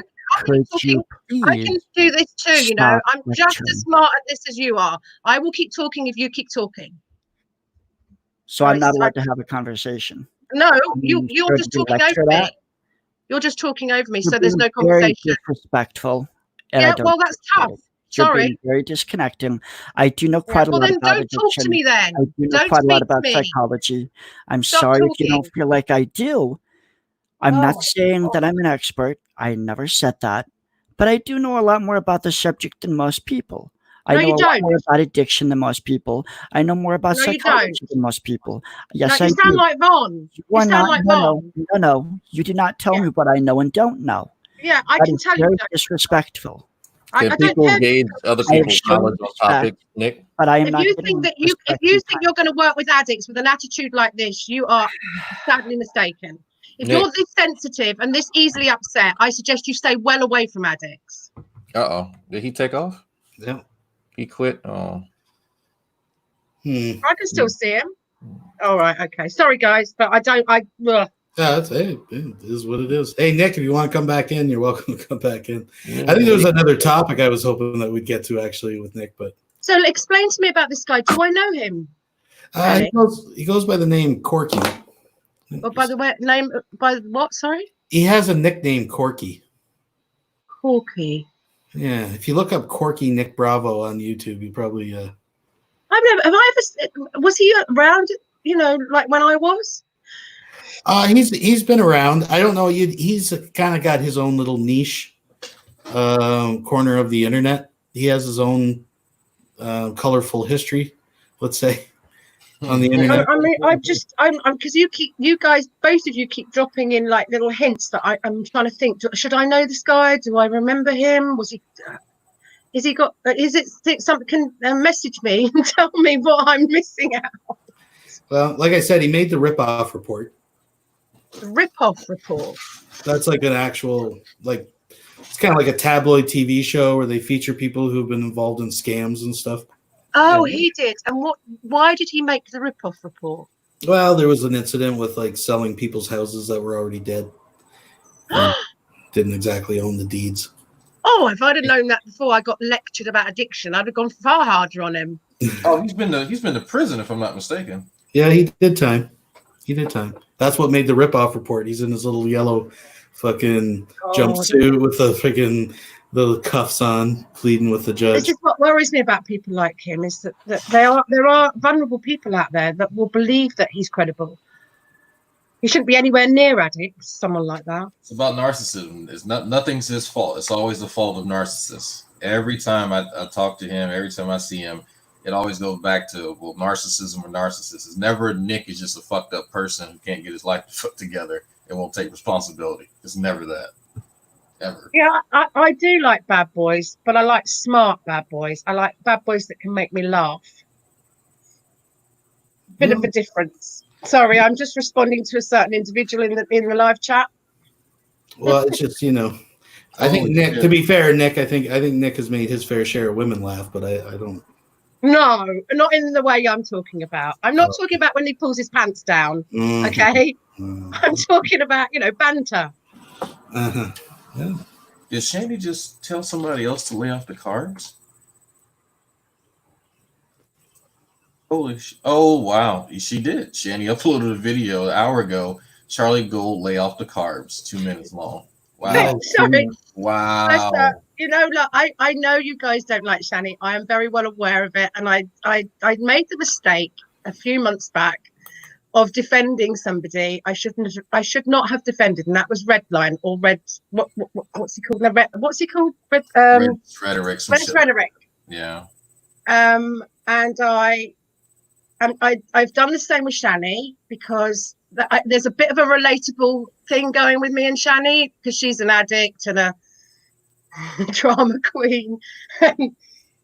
But recently I can't do it anymore. I can't defend the indefensible, really. And she's just, I don't know what's happened to her. She's gone from worse to worse to worse to worse. And although I appreciate that her mother has obviously played a part in her downfall to some extent, the last few months have just been pretty horrific to watch, to be honest with you. It's been really awful. You didn't have to watch her get. Yeah, I did. Wow. I don't want to watch it. I don't even. Do you know what? I could have watched it, as you know, but I chose not to because the idea of watching that just makes me feel physically sick. I'm sorry, it does. You should have seen the cream pie. It was No, stop it. It was awesome. I mean, I sent it to my mother. I mean, these are two people I've known pretty much since I've been around, and I've watched. Rev got better. He did, and I was so pleased that he was better. because don't forget, I've seen him really miserable and depressed and drunk, and for most of the time I've known him, and he doesn't seem like a miserable, depressed drunk anymore. But at the same time, it's clear that he's under some kind of codependency. They both. I think they both are. They're Yeah, both yeah, in a you're right. weird Yeah, realm of, because he needs that strong mother figure to keep him in line, yeah. right? And then she needs like some sort of penis to put inside of her, and also a source of money so she didn't have to work, so she can put food inside of her. So it's a weird, you know, codependent fucking relationship. It's just absolutely dysfunctional. Yeah. Oh yeah, totally. And that's what's sad, is that her forcing him to do the porn was the last straw for me. Oh, dude. Yeah. There was a point where I kind of felt sad because you saw him trying to. Well, I saw him trying to maintain an erection, and that's the saddest thing. Is like from one dude to another, watching another dude fail to maintain an erection. You could just see the self-esteem just fall from him, and I'm like, Rev is clearly terrified of being on his own again, and that's why we're where we are with them. yeah. He doesn't want to go back to that life in where was it? Scranton, Pennsylvania. Scranton, yeah, in Scranton, in the house, because he was dead miserable. There's no getting away from it, and she gives him a purpose, even though he's clearly high a lot of the time, and you know, there's lots. It's I know it's hard to believe, but it's a better life than he had. Yeah. He's a feeder. I believe they refer to that as a feeder. Yeah, no, he's an enabler. Like he enables. And her weight has just gotten so bad, and I just feel for her, because you know what? I can see. It's so difficult for me to explain because no one understands this, but I see another side of Shani. You can see around her. She's got quite a big personality, and she's quite an interesting character. And if she wasn't so angry and fucked up, she would be somebody I'd probably hang out with. Do you know what I mean? It's really hard for me to explain because nobody understands. If there's a side of her that you acknowledge or you hone in on that we don't, I have to believe you on that. No, I don't. I just think it's that I feel that she could have done so much more with her life. Oh yeah, you know what I mean? Yeah. She's not stupid by any stretch. She's quite a bright, intelligent woman, but she's addicted to marijuana, obviously, and whatever else she takes to keep her from going crazy. I imagine she takes a lot of pills of some kind. I mean, we don't know the half of it probably, and because it's clear that when she's also bipolar, isn't she? She's a borderline personality. It's very similar to borderline. Yeah, but it's the manic. Like the last few videos, she's been really manic and screaming and shouting, and and some of the things that she says are so ridiculous. But you know that behind all that, there's a reasonably intelligent woman, and you just think, why? But she craves attention. Like over anything else. Like the attention, even if it's bad. She'll thrive on it. That's why she'll keep responding to me. Yeah, I don't understand people that do that go on videos that, like G-Man's the same, making Von. They're all very similar in that they just keep making fools of themselves. Yeah. No, they like. No, I haven't seen her mother's video. I've got a problem with her mother because I don't think her mother should be doing anything at all. You're not alone. I'm sorry, I'm just responding to someone in the chat. Oh, no, I see him. No, you're not the only one. Cycle Count actually agrees with you. And, I know. I know there's other people that agree with me as well. And I think that her mother doing what she did just made things so much worse. And I get that it's entertaining having her mother sitting there slagging her off at the same time. Oh, it's hilarious. But I just found it repulsive. I just thought, you evil bitch, quite frankly. Now, I appreciate that Shani's probably given her mother some shit, but there's videos from only a year or so ago, just before she met Rev, where her mother was spending money on her getting her hair done. If she was such a terrible child, then why would she be? It's just that, if you ask me, her mother is part of why Shani's the way she is. Not completely, because Shani's obviously got mental health issues. But look, if you've got a mother who blows hot and cold, and you don't know where you stand with them, and one minute they love you and can't get enough of you, and the next minute you're shit on their shoe. It is tough growing up in that environment, and I get a feeling that's what her mother's like. Maybe. I mean, it's hard to even gauge that because Shani is just unreliable. Because rather than saying, you know what, I could never really get close to her because of, you know, certain mood swings, and that's somewhat relatable. Like you could believe that. But then, but Shani doesn't say shit like that. She'll say, "Well, my mother pulled my arm out of my socket when I was a kid for fun because she knew how to do stuff like that." And I'm like, that's like when stuff But like you that don't know. The happens. thing is, though, the problem is that abusers are very clever and very manipulative. Her mother strikes me as incredibly manipulative. Look at the way she's got, not you specifically, but a lot of people are eating out of her hand. Oh, poor me. Isn't Shani terrible? What kind of mother goes on YouTube and makes videos about their own child? It's sick. There's something wrong with her. Anyway, let's not talk about her. Anyway, I just was we were just talking about sort of like the whole thing with Shani and Rev is just horrific, really, to watch, and I'm really sad because I have a soft spot for both of them because I've known Rev for years and I've seen Rev go through such difficult times. I'm not happy that he's in quite clearly a dysfunctional relationship, but I am happier than I probably would have been 3 years ago when he was coming into Nadia's and screaming at her and then telling her he loved her in the same sentence. So it's a bit the just violently not homoerotic, the violently sexual comments towards Nadia. His sexuality has always kind of been evolving. I think that's a good word. But as soon as he met Shani and Shani took his virginity, he thinks that what he's getting from her is like quality poontang, and nobody can tell him differently. And I'm like, I watched y'all have sex multiple times.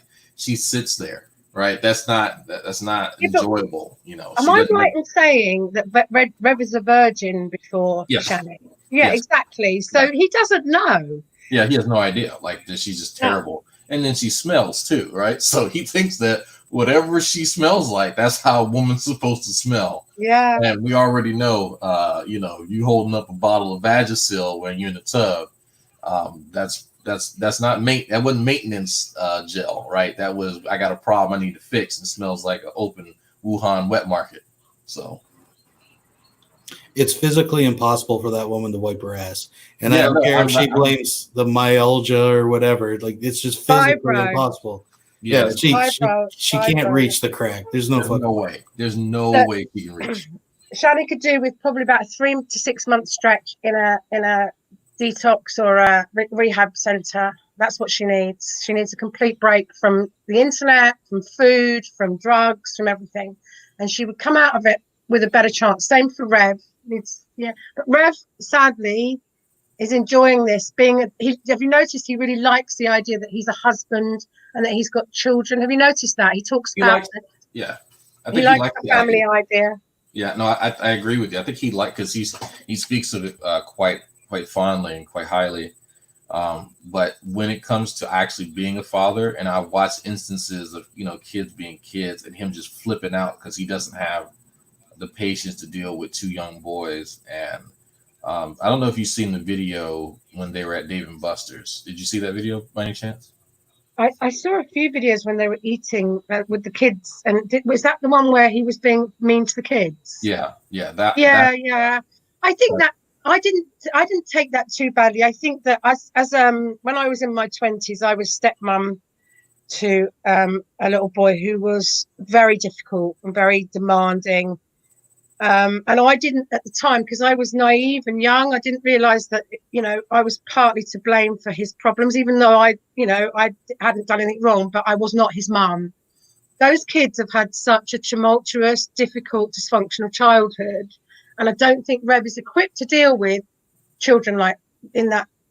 I'm not sure he's equipped to deal with any children because he's not exactly mentally stable himself, but that whole thing is a mess. I'm surprised she still has her children, to be honest with you, with her behavior online. I'm shocked. Yeah, I mean, it's the kids are decently taken care of, so I don't think CPS really has much of anything. Because they now. They they've probably got them on their radar after Rev's little drunken episode. So I imagine they're being watched though. Oh no, they're being monitored because of the 2 possible felonies from Rev and then Shani's domestic assault. So they're being watched mostly because of that. Mm-hmm. but we're supposed to be getting that body cam footage of Rev fighting the cops, sometime soon. But because Rev fighting, I can't see it myself. Hmm? I can't see Rev fighting. He's a little tiny. It's not. You know what I mean? It's not the. Yeah. You don't imagine Rev fighting, do you? He's like a girl. It's like we read the police narrative, and it's a weird way that the police describes Rev fighting. Like he's blocking with his forearm and trying to do something like this here to the cop or some shit like that. Like, so I don't know who taught Rev to fight, because he talked a big game when he was in Scranton, when he was in front of the oh yeah, I mean, camera. like so many people do behind the screen. I mean, look at them all. There's so many that you can name that are all violent and aggressive on the screen. But you know damn well if you showed up on the doorstep, they would peek at you through the letterbox. Yeah. Actually come out. I'd love to go to Vaughn's. I'd love to go to Kentucky. Oh, that would be just so funny. Wait, you mean go to his trailer? Yeah, absolutely. Just turn up there with a camera, of course, a video camera. Like with Annabelle, he would try to bend you over. No, he wouldn't. Well, I'm taller than him. I mean, I just love it. I'd frighten the living daylights out of him. He'd have his camera. He'd have his camera on me from the minute I walked up the drive, and he'd be like, "Who's this?" And then I'd love to see his face when he realised who it is, because he's been threatening me for years. And then he'd pull out his daddy's gun, and he'd be all shaking. He'd be like Barney Fife trying to fish a bullet out of his top pocket. He's screaming at him, "Get out of here! Get out of my life!"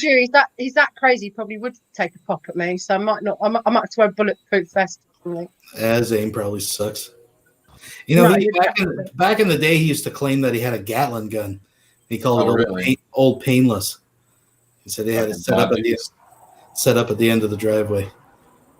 I could imagine Vaughn out there with fucking an M2. He's like, "I'm ready for him to come across the bridge." Mm-hmm. Hey, buddy. Tell you who else I'd like to go face to face with? Darth Dawkins. Oh, that guy. Oh, I'd love to. I bet he's a little shit, a little coward in real life. I bet he's about 5'5". I've seen a picture of him. Yeah. He's about 5'5" and terrified of anyone. That's why you get this persona online. These people are terrified of other people in real life. Yeah, I mean, like a lot of the people we mentioned, I've met. I met a few of them in real life, and man, they're just a bunch of bitches. Like I don't know how else to describe it. Like I don't feel anything. When somebody has genuine bloodlust and malice, you can feel it coming off of them. Yeah. None of these guys have that at all, and it's amazing. And it's like, yeah, you clearly get on the internet and you pretend to be something you're not. Like, I get it, you don't like yourself, but like, don't try to do that with everybody, because I'm the type of guy. If you want to do me something, then you know what? Hey, let's tango. But So what I'm wondering, the only reason I can think G-Man's up the ante recently is because he's got a new place to live, and the previous place wouldn't let him scream into his computer all night, every night. He's concerned. Because I don't think he knows what this channel is, but just in case, I'll be a little coy. So he recently has been getting amped up behind the scenes from his little butt buddies about the prospect of something happening to me legal. So when I say butt buddies, it's Vaughn. So he thinks that. Sorry. Vaughn's got who's trying to get something legal with you? G-Man thinks that he's going to come. So the idea, Annabelle, is, and this is why I need to watch my channel more. He thinks that he's going to get a bus ticket and from Irvington, New Jersey, and take the Greyhound down here to Houston, Texas, and go around down, I guess, the Bay Area or around here to the school, and go to the local police precinct and just say, "Hey, Outfort Memes has been saying things about me on the internet. I need you to come with me to his house," which is easy to find my address. I don't hide. I so hope he does that. And he thinks that that's going to work. Like, he's just like, the police are going to escort him with these charges that he's brought, right? No, nothing, no actual litigation, right? But so it's like you are serving someone, but it's verbal. That's the best way I can kind of describe how he thinks it's supposed to work. Yeah, it's a warning, like you get here. If you harass somebody more than once, police will come round to your house and just have a chat with you.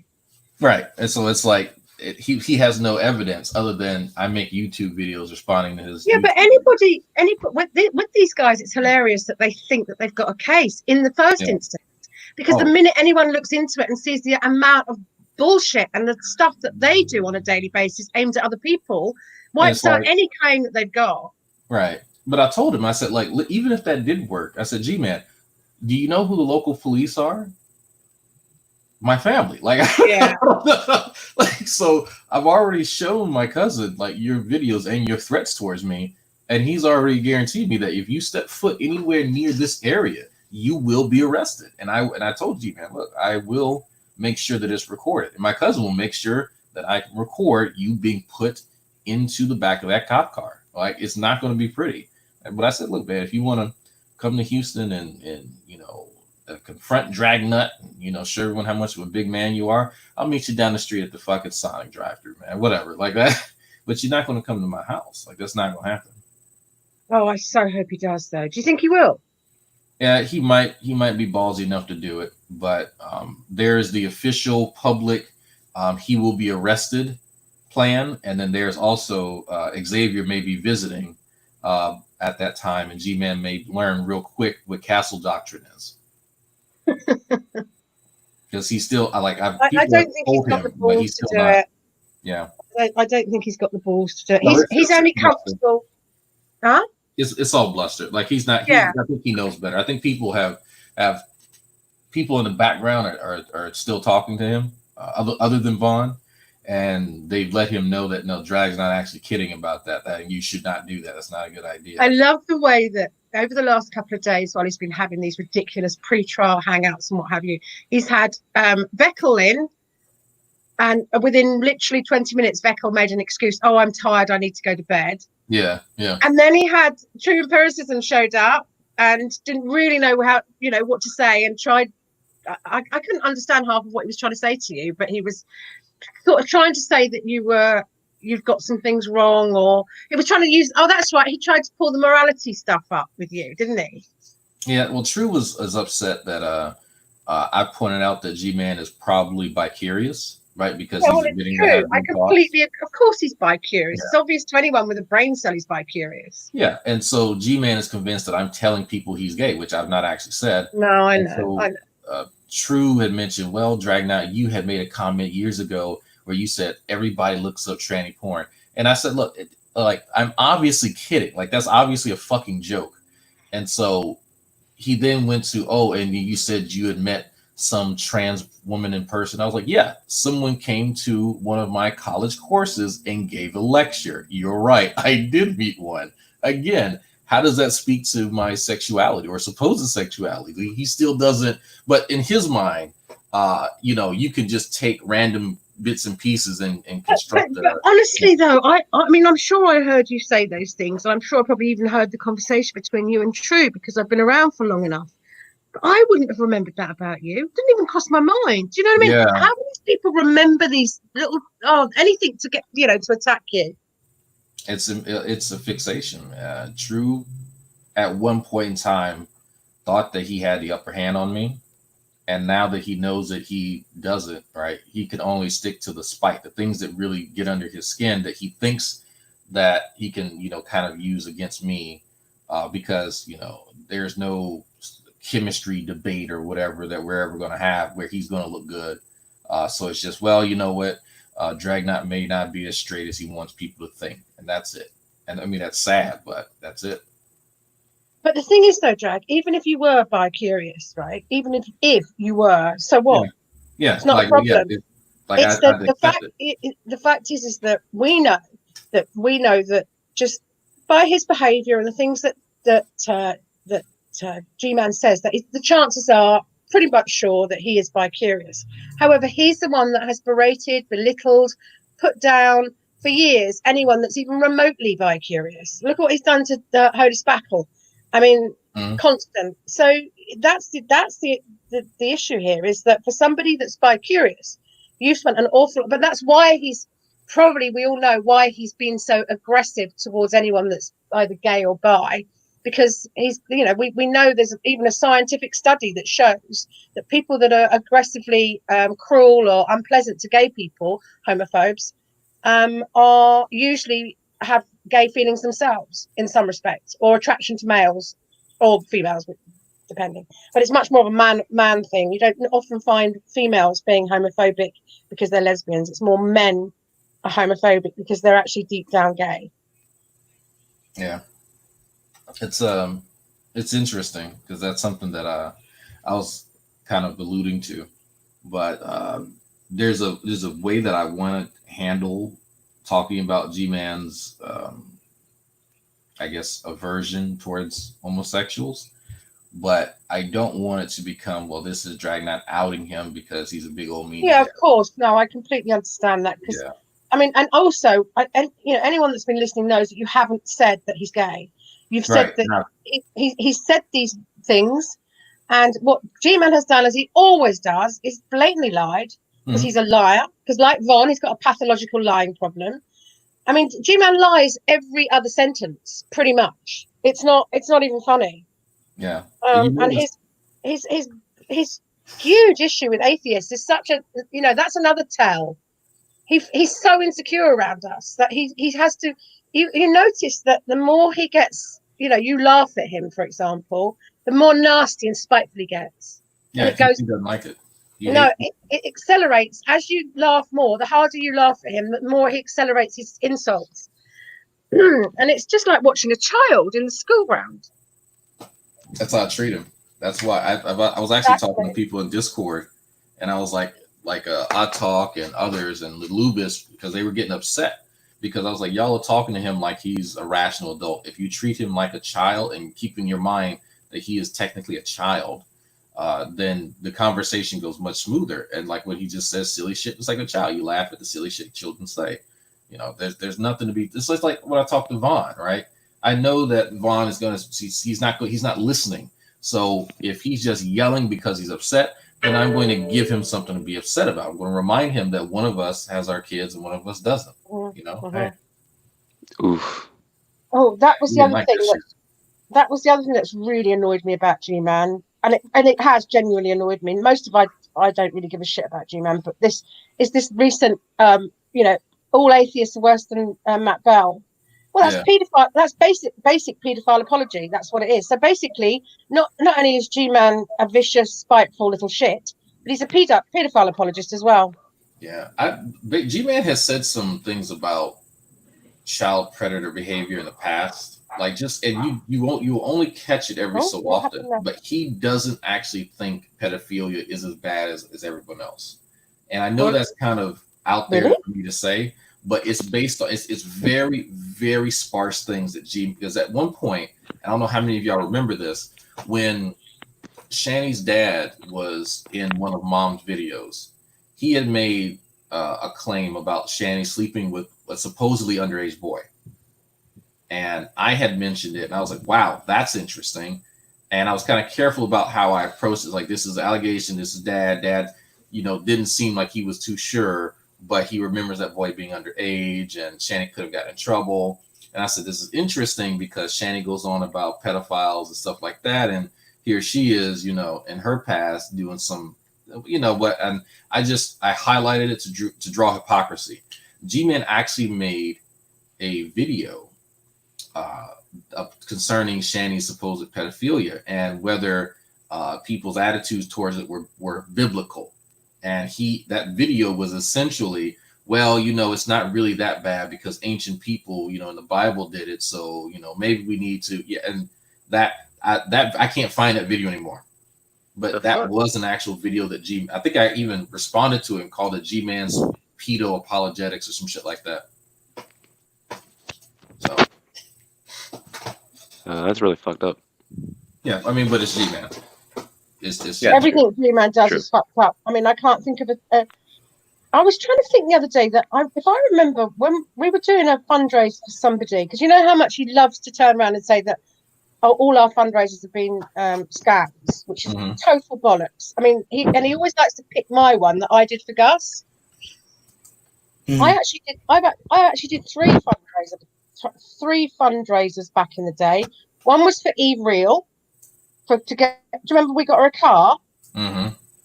The next one was for Gus, so that he had enough money, because we thought he was going to come out of hospital, but he still is unfortunately in hospital. But that was to make sure he was okay. And the other one was for Renee. Oh no, I've done 4. For Renee to get a car, so there was another car, and also to pay her car, the car bill for getting a car. And the other one was for Deirdre, for Holy Spackle, to get a dentist because she had bad teeth.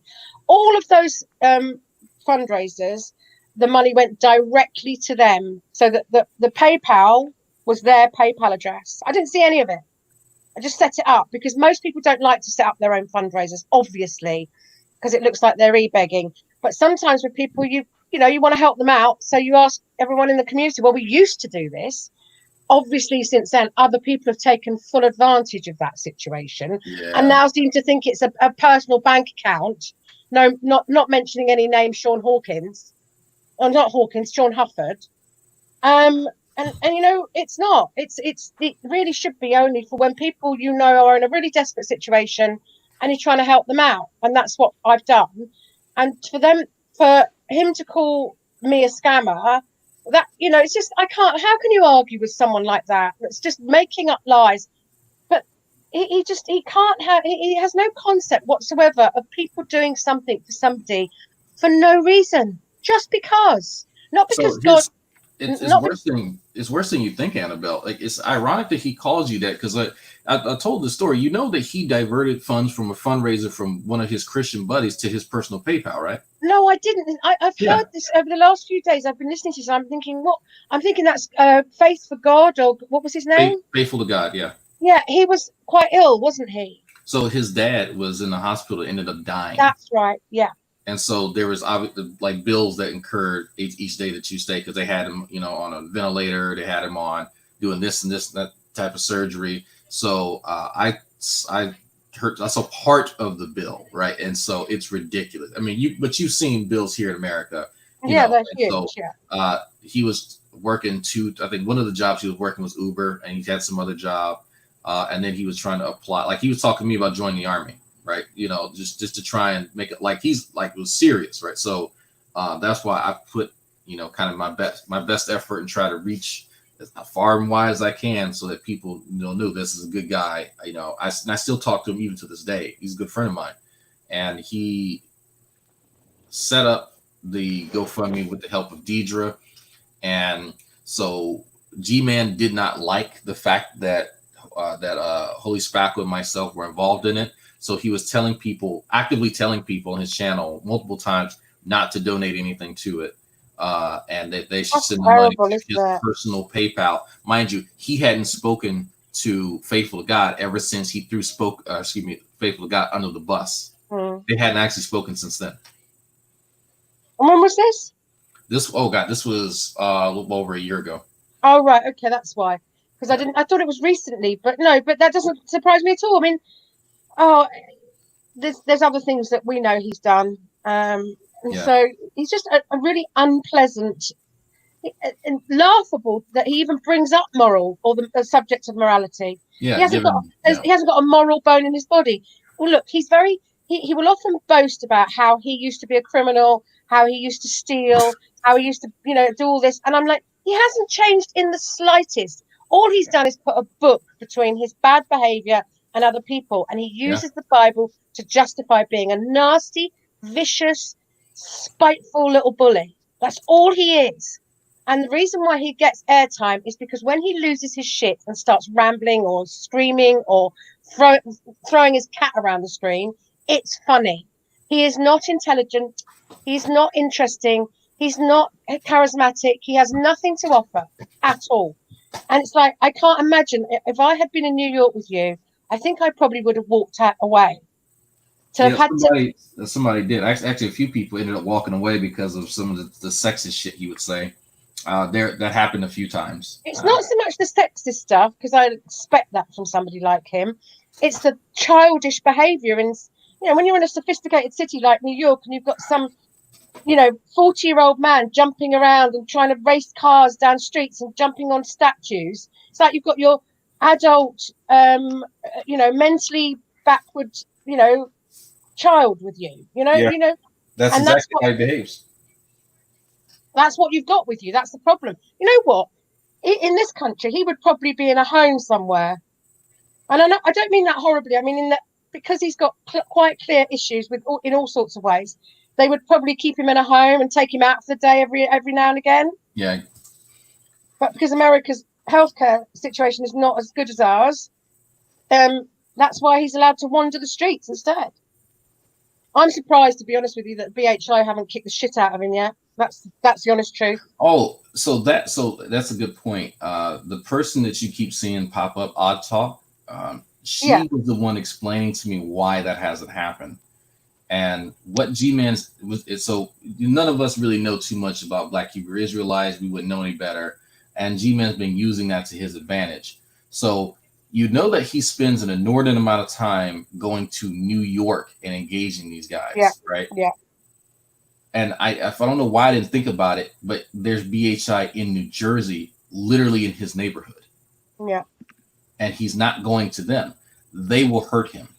Yeah. He's going to specific Black Hebrew Israelite spots where he knows that he can get away with kind of harassing them, like they harass other people. I was going to say, I would have thought in New York that because there's so many cops about all the time. Yes. Yeah. And so, particularly in places like where as you know, I used to live in New York, and I know I've always been aware of BHIs, except they called something else when I was growing up, where they used to stand and shout at everyone near where I lived, and I can't remember what's the other name for them. Oh God. What was that guy? That there was a guy who was really famous that used to be like their. Oh God, what was his name? Louis Farrakhan. Oh, okay, yeah, no, that's Nation of Islam. Yeah, no, yes, but that's different. But it's sorry. The same sort of hate. Yeah, so it's the same sort of thing. Yeah. It's the same mentality, isn't it? Yeah. I'm sorry, you're right. It's not the same, but that's. So that when you see these people around but you normally see them in predominant places like, the Staten Island Ferry or, places where there's lots of people milling about, because that way they get more audience. But also the other thing with that is that there are lots of police around usually. There's always a police car just by the side watching them carefully because they know that they can cause trouble. And that's why G-Man does it, because he knows that the police are watching. And if either of them, sorry, I just got a delivery.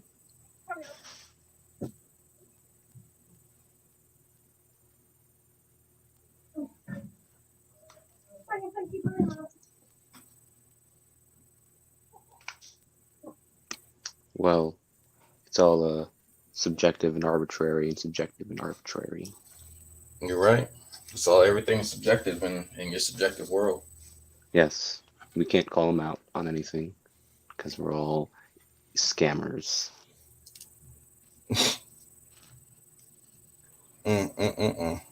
Tell me this, atheist. If evolution is true, then why have I never seen a chimp monkey come out of a giraffe? You got a good point there. You got a good point. We need to see that. Explain that to me. Create that in your lab. I'm going to go and make some Kool-Aid and cut some cells. You just wait. Make little chimp monkeys. Little Kentucky chimp monkeys. Yeah. Poor old G-Man. He's wrestling with those Satan thoughts, and got Von Helton over there. He's just, you can tell he's tore up. He's lost those kids in the middle of a pandemic for 3 months.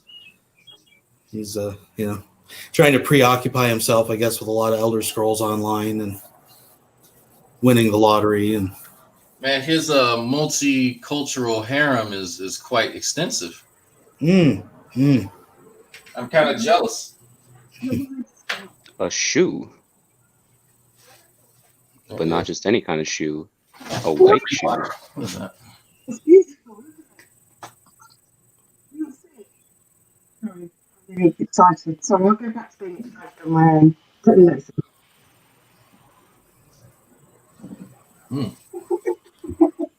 aren't the shoes in the UK especially designed to walk on the left side? Yes, they are. What do you mean? You've got Dynamically designed. Don't you drive on the left side as well? I don't know if she's talking to us or somebody else. I'm not I'm sure. talking to you. Can you hear me? Barely. A little bit. A little bit.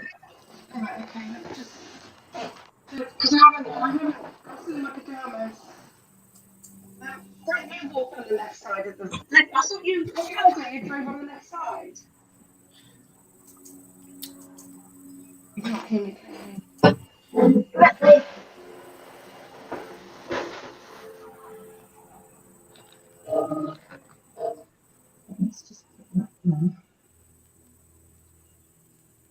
Okay. Can you hear me now? Yes. Right, don't know what happened there. Something to do with my mic, my cam. What did you think of my shoe? It was beautiful. Very nice. Very nice. That's my treat to myself for not going anywhere or doing anything for 6 weeks. Can't got really shoes. afford, shouldn't really be buying shoes, but it's a treat. Mm. Anyway, where was I? Yeah, don't you lot drive on the left-hand side? I thought Canadians drove on the right side of the road. Not literally the right, I mean the right, as in the correct side of the road. Right. Well, only on the 800 miles of paved road that we have. The gravel roads are still a free-for-all. So you do drive at the same as we do on the left-hand side? We drive down the middle usually, but except for No. paved. The only 800 miles, we've Annie, officially hit it. Annie, just Yeah, answer yeah. my question, please. Do you or do you not drive on the left-hand side of the road? We drive on the right-hand side of the road. Oh, you do? Yeah. No, I've only been to Canada twice. Mhm. Once to Toronto and then to Ottawa and Banff. Mhm. And I... And that probably explains why everyone was screaming at you. You're driving down the wrong side of the road. No, I didn't drive. I had a drive. Those were the days when I got a driver. Oh. No, those days are long gone. Sadly, said driver, if I remember, I've got a picture of me and him actually. I was looking at it the other day. The driver, he was my driver, because when I used to work, because I was working in Calgary, we had a big event in Calgary. And when I used to do my job, I used to get a driver to drive me around to all the events and all that sort of thing. And then I'd always get that, if I had somewhere I wanted to go and see in that area, I'd use the same driver to take me on a day trip or whatever, because I wasn't paying for it, the company were. And so we drove from Calgary to Banff, and I had a day out with him. And I don't know why he took that as me wanting to sleep with him at the end of the day, but he did. Right. Well, how did that story end? We got back to the hotel quite late, and we sort of, and it was like really uncomfortable. We got into the foyer, and he went, "Oh," I said, "I can't really go home now because I'll wake my wife up." And I went, "Oh, okay. Well, perhaps you could sleep on the sofas here." And he went, "No, perhaps I could. Could I possibly come and sleep in your room?" I could not believe the cheek of it. I was just like, that was a first for me. Hell yeah. Yeah, well, I've had a few of those sort of situations in my life. Not recently though. Now that I'm old. No, they just cougar status now. That's all. No, I'm not interested at all. So where'd you go the second time? Once you said Toronto, right? And the second was Banff? Yeah, I went to Banff. We went up to what's it? Oh God, now that I've got to remember, I'll forget. Lake Alice, is it? Well, that's on Ron's property. That's Lake Alice. Anyway, there was a huge. We went to there's a glacier up there, and it reminded me a little bit of the Shining. You know how when they turn up, the whole place is there's snow everywhere, right up to the tops of the doors and everything. Right. And that's what it was. I've never seen snow like that, because obviously I live in England and we get about a millimetre of snow once a year. That's it. Right. So to see snow like that was I've got loads of photos of me with loads of snow. It's quite boring, really. Yeah, that was quite. I don't like skiing. I'm not into skiing, so I'd like to go back in the spring and summer to see what it looks like. Oh, I know where we were. Castle Mountain. That was somewhere else we went, because it looks like the turrets of a castle. Right. Anyway, I'm sure I'm boring everybody with my travels around Canada. If you ever get a chance, though, and you're over sometime, if you're in Ottawa, you should check out the Rideau Canal in the wintertime. They have the winter carnival. I'm definitely coming to Ottawa because that's where Gus is. Right. We'll try to hit it when the winter carnival's on, because that's actually pretty neat. Yeah, down the what did I just say? I'm drawing a blank already. The Rideau Canal. So it's pretty neat, though. It's like they clean it all off so you can skate the whole canal if you want. Plus, they have designated areas where you can skate.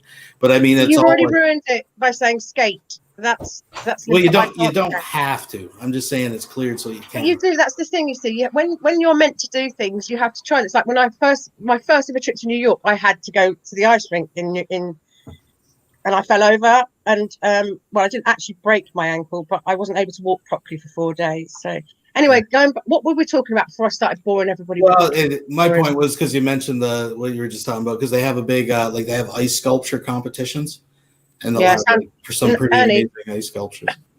I want to go to Easter Island because I've been all over the world. I'm very fortunate, but there are places I haven't been to. Easter Island, Iceland. I want to go to Iceland so badly. I want to go up to because I've been to lots of parts of Japan, but I've never been to northern Japan. I want to go and see the snow monkeys. Although somebody sent me a video the other day of the snow monkeys. Most of the year it's just mud, and these poor monkeys are stuck in this place where there's just mud. Where else do I want to go? Easter Island. I want to go to South Pacific. What's that? Not Bora Bora. And then I think I'll be happy. Okay. Have I been to Blackpool? Yes, I have been to Blackpool. I went straight through it as quickly as possible to get to the posh part, live in St Anne's. I know exactly who that is, by the way, just so everyone knows. I'm having the person I'm having conversation with in the live chat is someone I know very well. Too well. Too well. Looks like Nick Bravo went live doing a test stream. Oh, I wonder if he's talking about how aggressive women upset him. Well, he is an incel of sorts. Well, you know who was on, oh God, what's his name? David Weiser was on. Actually, I was quite impressed with David. Actually, I have to say, there's very few times David Weiser's impressed me over the years, but he certainly did yesterday. But he was moaning about aggressive women because he doesn't get on with Sabella.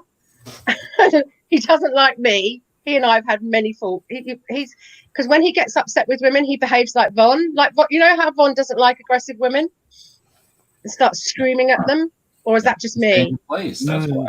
Do all that talking and thinking and shit. You know, it's not the woman's place to do that. But David Weiser gets really upset with women that pull him up on anything. He gets really angry. He's got some kind of psychological issue. Yeah. Sorry about that. He didn't tell you why? No, I don't think he has. Maybe remind me. His mother. Oh, right. Okay. Mother's story. But but his brother Mark doesn't seem to be like that. No, it's so Mark, I think, has just dealt with it better. But Mark has talked about like their mother was really, really overbearing, really, and so Sam calls it being a Jewish mother. And so I was like, okay, I guess that's a stereotype, but really overbearing, really neurotic, really judgmental, and so and incredibly abusive. So sounds like me. I maybe on a bad day, yeah. So if woman's really aggressive, then it kind of triggers that memory of dear old mom. And so for Weiser, I think that's where he gets it from. It's okay, I can kind of see that, but it's like, look, I can have a bad relationship with my mother. I didn't have the best relationship, and I think that ended up coming off in a few of my dealings with women as I was an adolescent and a young adult. But I kind of realized, well, not every walking vagina is my mother, so I kind of have to deal with that rather than superimposing that upon every woman. I've always felt a bit sorry for David Weiser because his life is quite tragic, really. He makes sandwiches every day. I can't think of anything worse. It could be obviously there's worse things you could do, like clean out pigsties or something along those lines, but it just seems so demoralizing, depressing, especially at airports where everybody else, most people are going off somewhere and a lot of people are going on holiday, and then you've got to serve them up sandwiches. But I was gobsmacked when he gave did he give Von or G-Man $1,000? Yeah, so I saw that, and then I went and I talked to David, and I threw some shit at him. But from what I've learned, right, David had some money saved up because, you know what, he's not really doing a whole lot, and you know, all bills are paid mostly, so he has some money sitting to the side. G-Man had told him that he was going to be out in the cold and no one was helping him, and Shanny was kicking him out. The G-Man actually lied to David and made David think that he literally was going to be sitting outside in the freezing cold in Scranton, Pennsylvania. Well, that is the impression that he gave everyone. Yeah, that is that, but that wasn't true. That was not true. No, I know, because Doc Savage was going to help. I mean, I remember all of this, but I was just, because David is not, I mean, he's not the brightest button in the box, but he's not stupid either. And I was just gobsmacked that he would hand over that kind of money to G-Man. I just thought, what are you doing? And I couldn't understand. I mean, it must have been in a moment of madness. Maybe he had a drink at Christmas or something. I don't know. I just thought. But it's like the reason he's getting kicked out of the house was for misappropriating money sent to him. Right, exactly. That's the very reason he was getting kicked out. I mean, that whole thing is just an absolute joke, really, when you think about it. I mean, you couldn't. It's like we could probably actually write a sitcom on the characters of Shani, Rev, Von, and G-Man. Oh yeah. Because every few months they do something. I mean, Shani's a never-ending source of amusement, but you know, it's just unbelievable the scrapes they get themselves into. Do you know, years and years and years ago, I met a guy online on a dating app, Match.com. It's just about 2 years after I split with my husband. It was my first dip back into the dating pool. Anyway, to cut a long story short, I ended up going on holiday with this guy to. We went to Egypt. We went scuba diving in Egypt, and there were quite a lot of people there, and everyone sort of hung out together every night that had been diving together. And this woman and I got quite friendly, and because she said to me, "How did you meet him?" And I went, I was honest with her. I said, "Oh, I met him on a dating app." And she said, "That's the problem with the internet, is people that would never normally meet in real life are meeting and forming these weird relationships and friendships with people they just wouldn't normally." Because, you know, you can put on any act you want and put on any persona you want on the internet. Because it was obvious that he was completely wrong for me. And that's the same with this lot, is that if you took the internet away from them, they wouldn't have a life. There would be no life. I agree. They'd be stuck in the same old town doing the same thing. They'd probably have to get their act together because they wouldn't be able to smooch money off people every week for some reason or other, or, you know, I mean, obviously, I know G-Man's been knocking you for what is it? He's been saying he's been saying that you're stealing money off us, hasn't he? What's the word he's been using? Scammer. What's scamming people? You said there's another word. I think it begins with P. But anyway, I can't remember what the word is. But I was just loving, because I'm somebody that donates to you because I love. Well, first of all, I used to donate to you so that you played that stupid I'm Black. Now you've put the money up, which, yes, G-Man does have a point in that respect, I'm afraid. And I do it for a laugh because it's fun and I can ask you a question because it gets your attention. I'm under no obligation to give you any money. And I know that without me giving you money, you'd be fine. You don't need our money. And in a way, I think there's a part of me that does it because I know damn well it'll piss G-Man off. I know that sounds really tragic, but it's true. That's the main reason why people do it. Yeah, well, I don't think that's true. I think we all like to sort of say thank you because you do entertain us pretty much every day. I mean, I watch out for your videos every day. I put them on the background, you know, and if I'm working, then I'll come back and it's the first thing I do is see what you put up. So I don't just give you money because I want to piss G-Man off. I give you money because I enjoy your content. I appreciate it. Do you know why I had to raise the He Black thing? Yeah, because we kept doing it. Okay, just so everyone knows, you kept abusing it, and I literally didn't say anything for 5 minutes. It's brilliant. It just makes me laugh, and what makes me laugh is that we'll put it. It'll go on, and you'll be like, your eyes will roll, and you'll just sit there looking at us as though say, "Fuck's sakes!" And then someone else will do it 10 seconds after, and it'll happen all over again. It's just a joy to watch. I am such a child. I have the mental age of a 7-year-old when it comes to this place. Yeah. But yeah, this idea that you're trying to scam us all out of money is hilarious. I have never heard you say to people, get on one of your videos and go, listen guys, you know, things have been tough this month. Any chance you can donate? what you're very clever in that you'll give us. It's up to us whether we don't feel obliged to give you money. Yes, you'll put up Cheddar Biscuits Fund, or we know that if we put certain money in, you'll play certain things, and that's up to us, isn't it?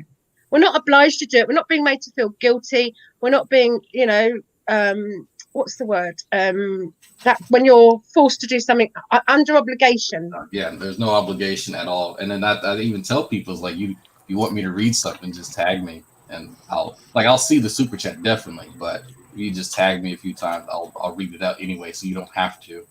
But he thinks the reason he says that though is because I've called out him actually scamming.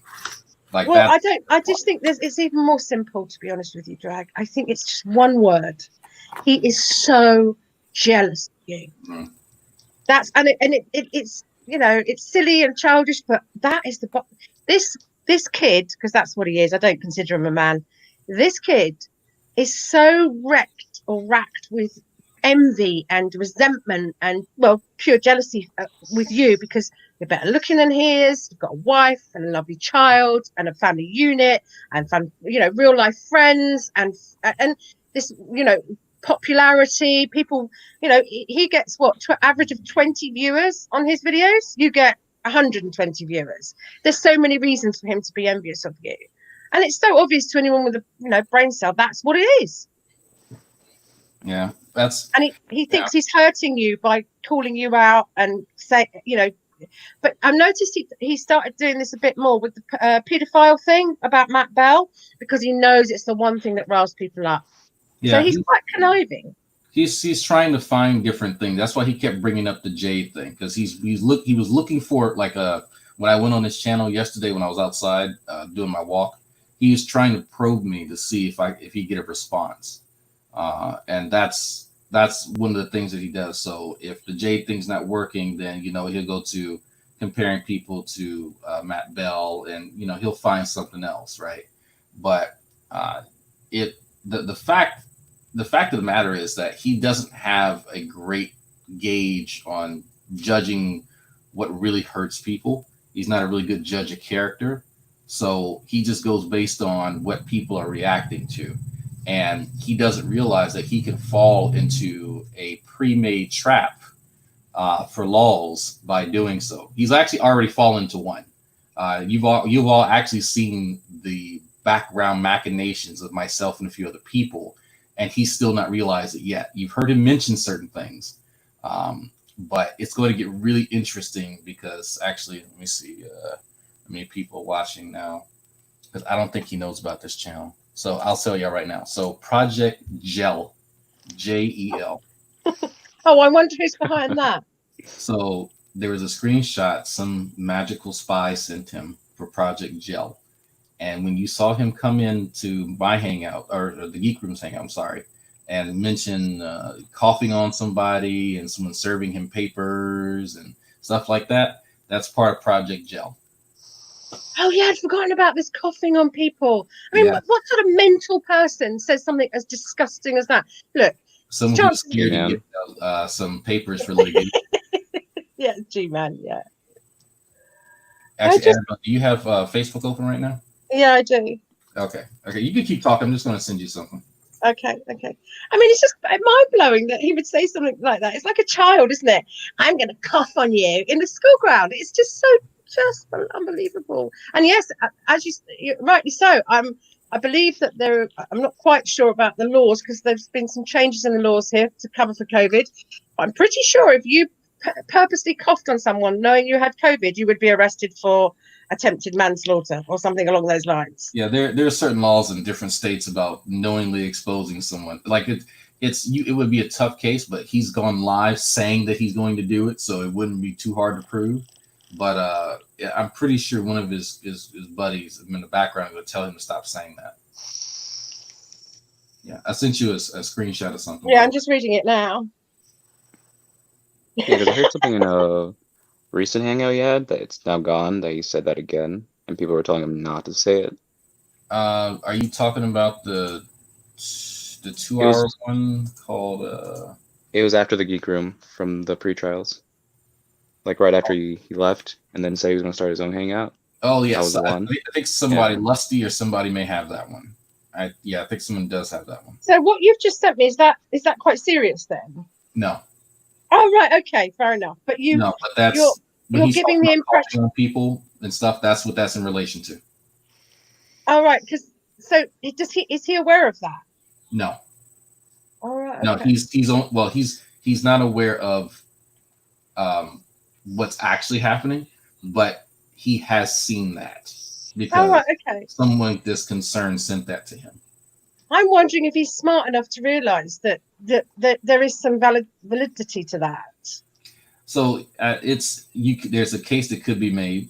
Yeah, based on his easily. like actually like harassing, being on camera harassing people, and so it's grounded in reality. But you can tell by like what's on there that it's Yeah, not. yeah.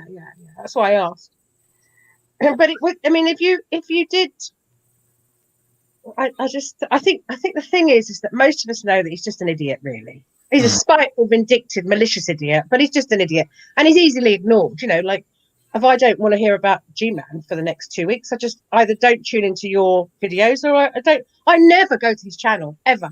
I think I went to his channel after I heard him say that atheists were worse than Matt Bell. I just went up and put under his channel, which is probably I'm probably banned anyway. G-Man paedophile apologist confirmed. That's all I put. And I was just angry because I just thought, you fucking asshole. It's just such a nasty, vile thing to do. Particularly, of course, as Matt Bell was a Christian and quite an aggressive Christian as well. And of course, before Matt Bell was caught, you know, being a paedophile, he was clearly very popular amongst people like G-Man because he was aggressive to atheists. Mind you, we've got some stuff in our own backyard that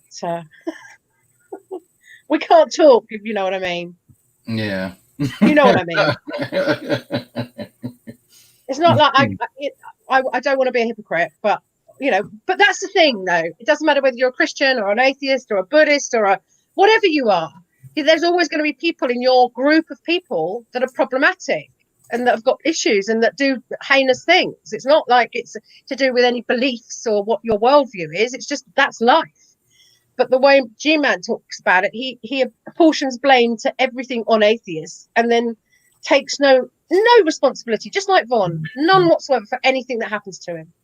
So like the whole thing with G-Man losing his job, he lost his job because he's a loudmouth, obnoxious, attention seeker and couldn't keep off the internet. That's why he lost his job. It had nothing to do with you know, with atheists. It was because he's, you know, and I imagine he only has that job because he's doing a favor for one of the family to keep, you know, G-Man something to do. I could be wrong. Well, apparently he still has his job. Well, he's always had his job. That's the thing. We knew that. Anyone that knows G-Man knew that there's no way he'd lost his job. Yep, and he was upset that people called him out on it. I wish I could find the original video, but I got the recent one where I verified that That was another scam, wasn't it? There's another scam that he did, where he pretended that he'd lost his job. I thought initially so that he could just berate atheists with another stick. However, it wasn't just that. Was it True Empiricism set the fundraiser up? Yeah, I don't think True actually knew. No, I don't think True knew, but he knew. Yeah. Oh, yeah. He knows. He definitely. So that's the point, isn't it? That he knew full well setting up this fundraiser because atheists had caused him to lose his job when he was still working there. That was a complete scam. Yep. And I didn't think about it until someone mentioned it way later. Remember when we all, you know, the whole hospital thing where he got the UTI? Yeah. He had a few $1,000s sitting in that little thing, that cabinet, whatever it is, for a debate with Matt Dillahunty. And that's another thing. He saves up this money to debate Matt Dillahunty. I mean, that's just insane. And Matt's go and spend it on a course. You know, go and learn how to do carpentry or something. Do something positive with your life instead of saving up, because you're only going to make an absolute tit of yourself anyway, because you haven't. Matt Dillahunty will wipe the floor with you. Oh God, it's just it just beggars belief, really. I mean, honestly, like I say, if he was in England, he'd probably be in a home somewhere being monitored. And I do you know, there are days when I think, I really shouldn't do this. It's mean because you won't, in a way, you are bullying the slow kid in the class. You know what I mean? You're being cruel. But he's so vindictive, and as we know, he's also dangerous to a certain extent. And so I don't feel any guilt because I think he deserves it. He's not that stupid that he can't get on the internet and spend most of his days screaming about atheists. So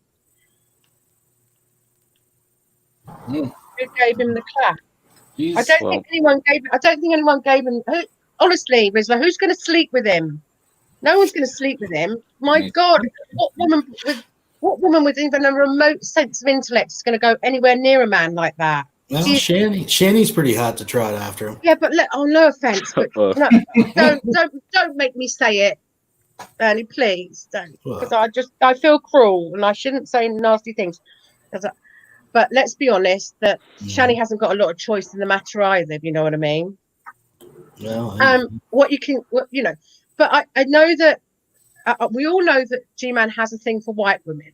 Goes without, except me. Never once has he ever flirted with me. But Eve Real, who else? Eve Real, Tonya, who else? But Eve, he had a massive thing for Eve. Who else? Come on, remember who else? Drag. He's so there's a new chick, Erica. There was Eve's buddy, Tanya.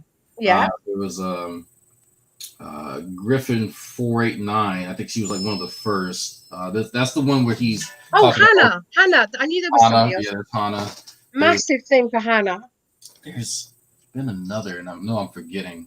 Is it Shannon Q right now, or Well, they're kind of. It's kind of up in the air right now because Shannon Q treats him like a little child, but he doesn't realise that. So she's nice. This is the thing with G-Man, is because he's so inexperienced with women, he doesn't understand when a woman is humouring him and being nice to him when, in fact, they're just treating him like the child that he is. Do you see what I mean? So he takes it that they've got, thing for him. Because Eve was always very kind to G-Man.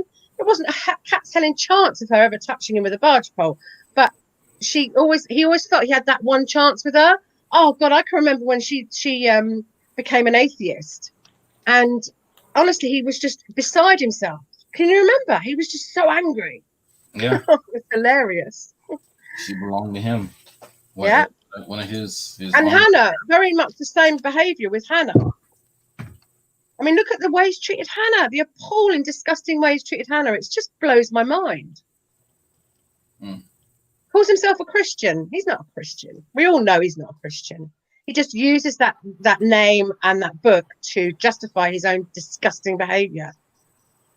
Yeah, that's G-Man to a T.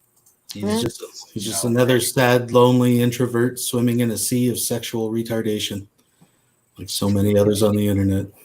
Yeah. There are quite a lot of them. Except, obviously, you've got the Von, and because Von and G-Man, and there might be a handful of others. There's a few flat earthers I can think of.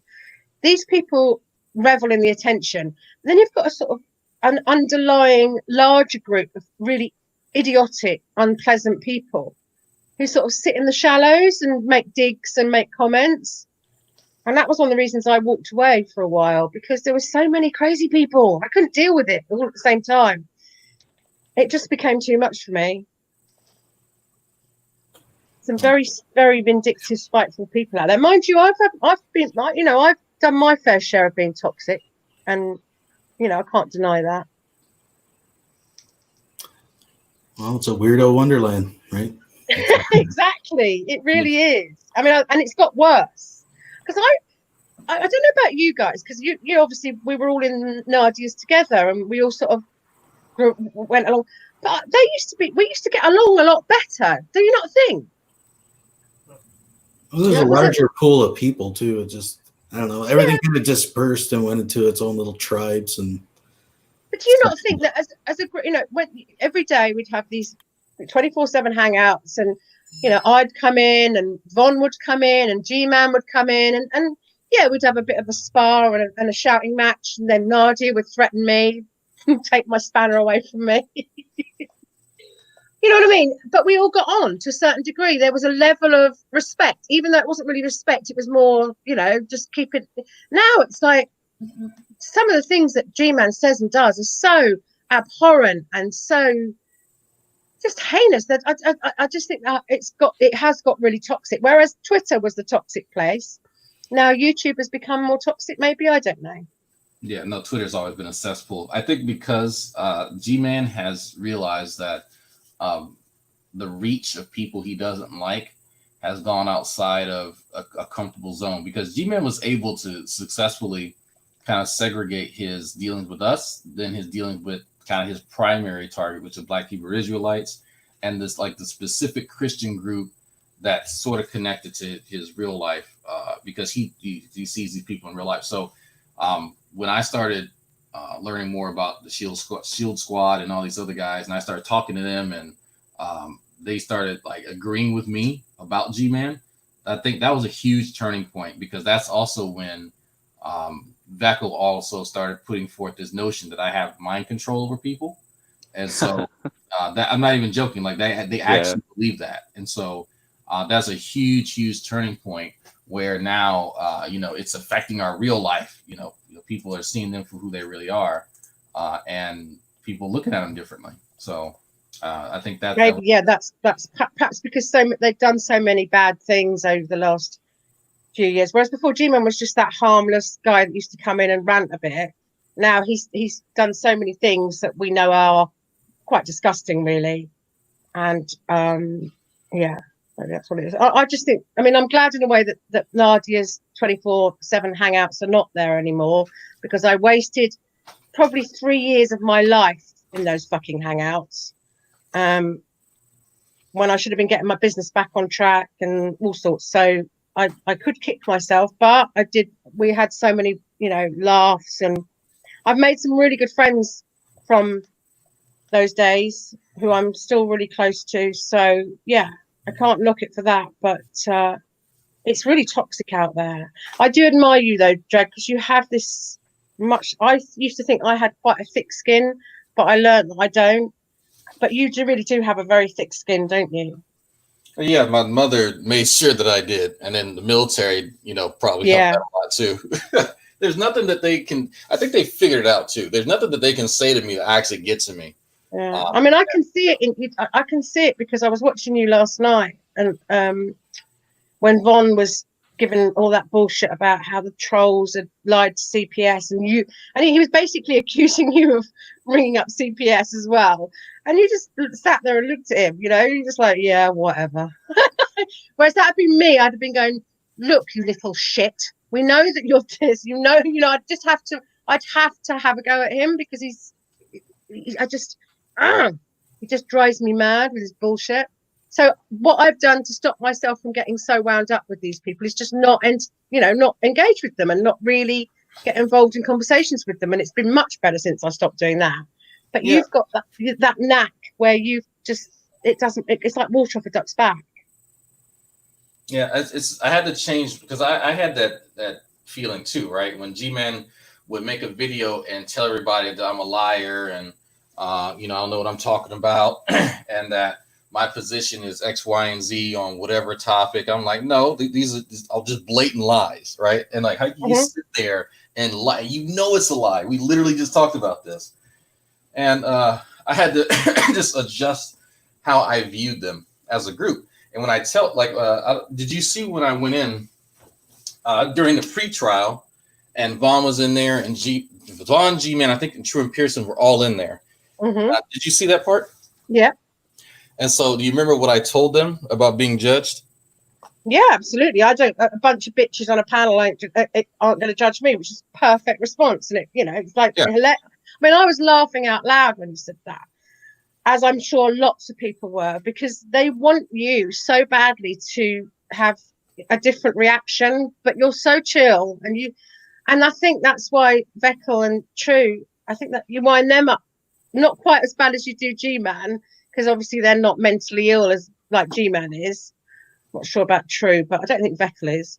But you still wind them up, because I don't know, obviously you are smarter and more charismatic and cleverer. I don't know that that's the right word, cleverer.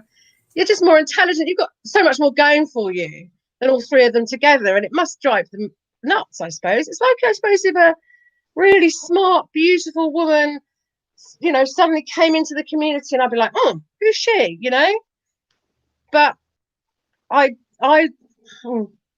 generally, if it's a smart, beautiful woman, I'm like more in awe than I am like, oh, I don't like you.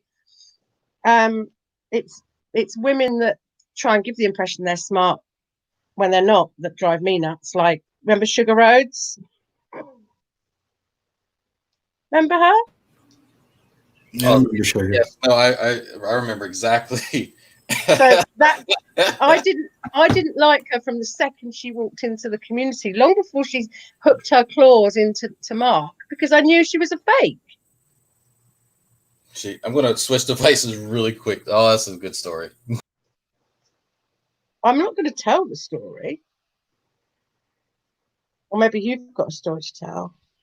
No, I don't know. You, like, I dealt with her sparingly, and I think you had the most direct, because you were the target of her ire for quite some time. Yeah, because she was jealous of me, because she knew that me and Mark were banging.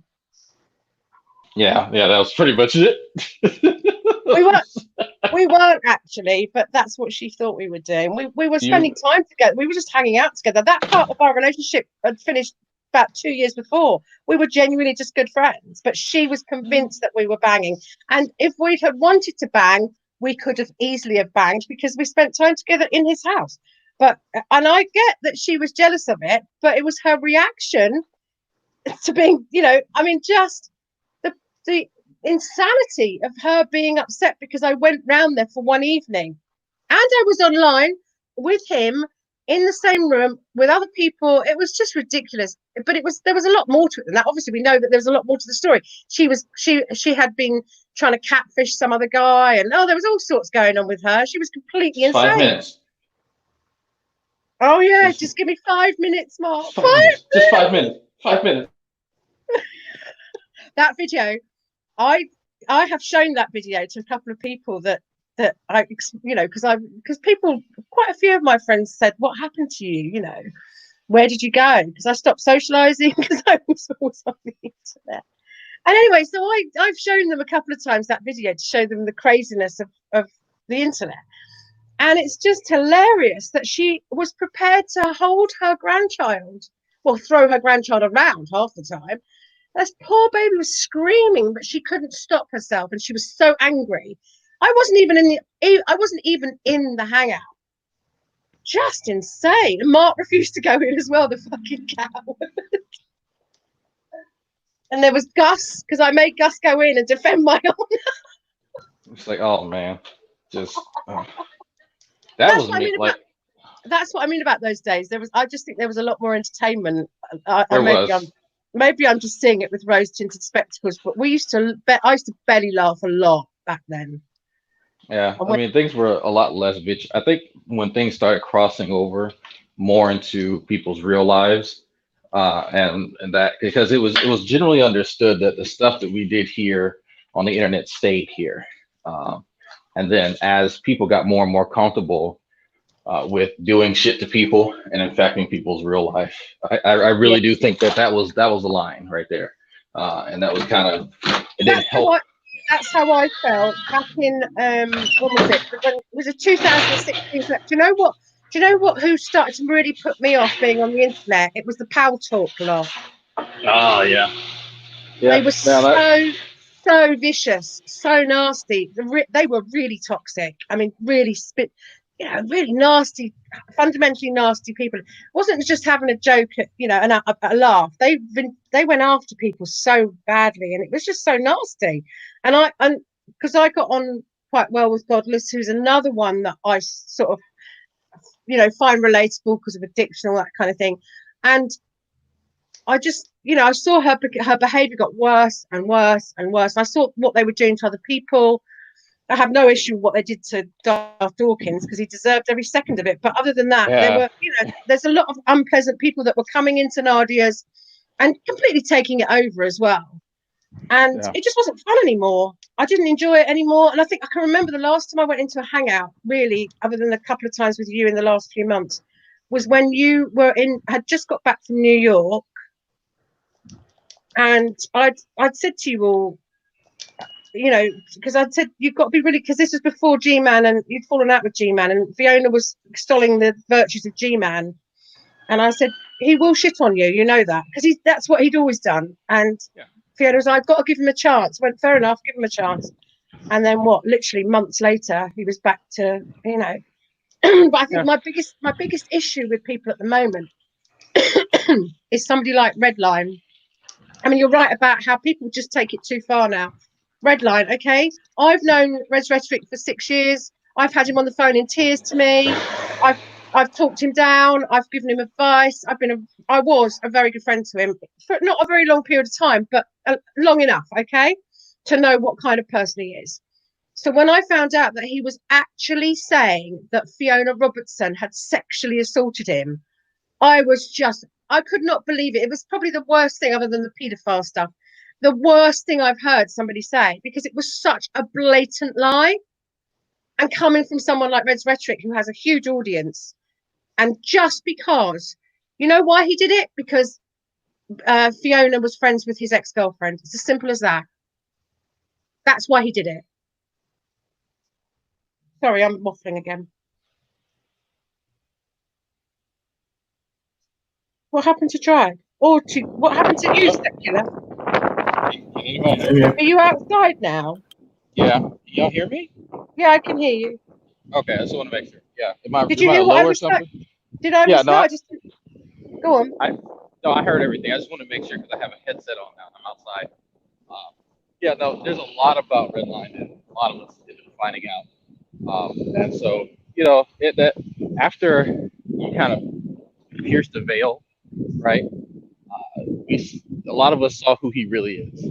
And unfortunately, the person that you and I had met and hung out with for years prior, that's not who he really is at all. No, I know that now. It's just not. And so I started listening to some of the things he would say about people in person and about himself and start to put the pieces together. And it was at one point where he just kind of overtly admitted that the red line that you see online isn't who he really is. That's when I was like, yeah, there's more to you. And after that, it was just like, oh, no, he's saying racial shit about me. Oh, yep, nope, that's like, I'm not surprised anymore. Like, that's just, but that's a lot of people. That's quite a few people, and even G-Man to a degree. What do you mean? You still there? Right? I've lost you. Oh no. Yeah, I can't believe that Red Rhetoric would stoop so low. The fall of many. Yeah, it was weird because I was away from, like, I know who Red's Rhetoric was. I used to go in his hangouts and stuff. Same with Steve McRae and all that. Yeah. And I go away for almost a couple of years. I come back and it's like a whole different landscape. I'm like, what's same here, Annie. I mean, I stayed away from it. I've always watched drag stuff because I've always got along with drag, and drag's, what you see is what you get. Very little bullshit that goes on in his, and also he has a funny take on characters that I've known for all these years.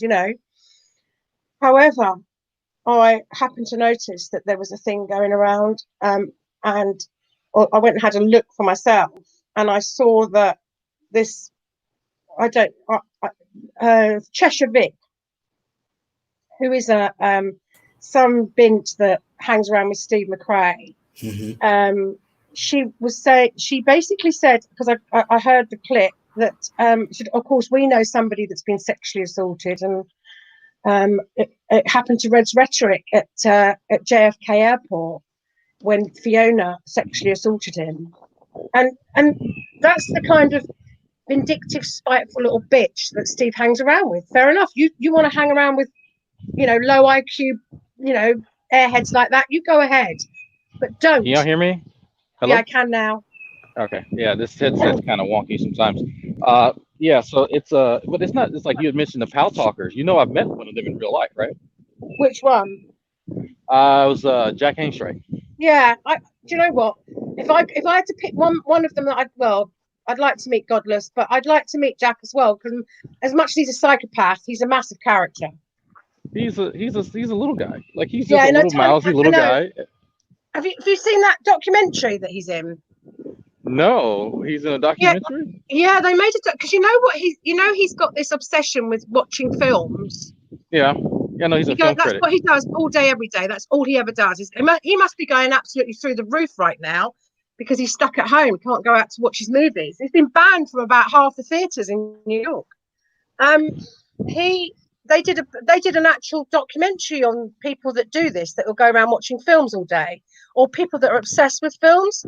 And he was one of the characters. Let me just find the name. It's really fascinating because it really shows you how crazy he is. Let me just find it a minute. Can you still hear me?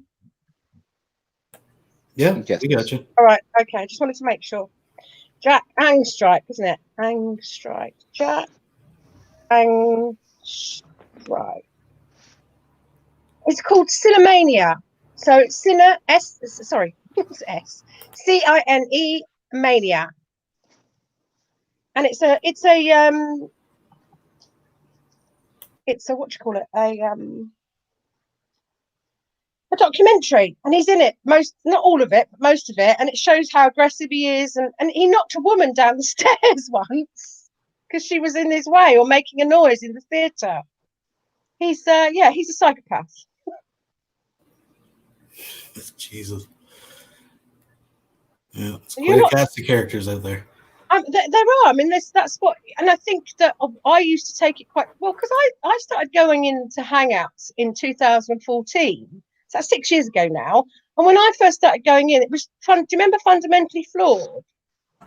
Yeah, I remember that name. Yeah. That's that Alex Botton's group. Yeah. That's what I was part of. There was me, Alex, Mark, Tonya, Eve, Alex's wife, Fiona. There's only about 20 of us, but it was a group and we all hung out, and we had arranged to meet up. But Mark and I didn't go, and then it all kicked off, and there was Ticketgate, and then Nigel started doing her hangout 24/7, and that's where everybody congregated. And for the most part, we all got along, didn't we? We all had a laugh. Yeah.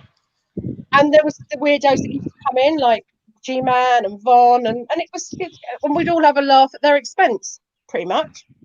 But then, as you say, it just started getting more and more toxic and nasty, and people were doing really shitty things to other people.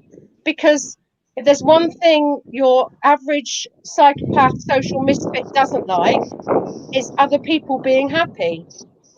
Yeah. Or getting on. So they'll throw the spanner in the works because they don't fit in.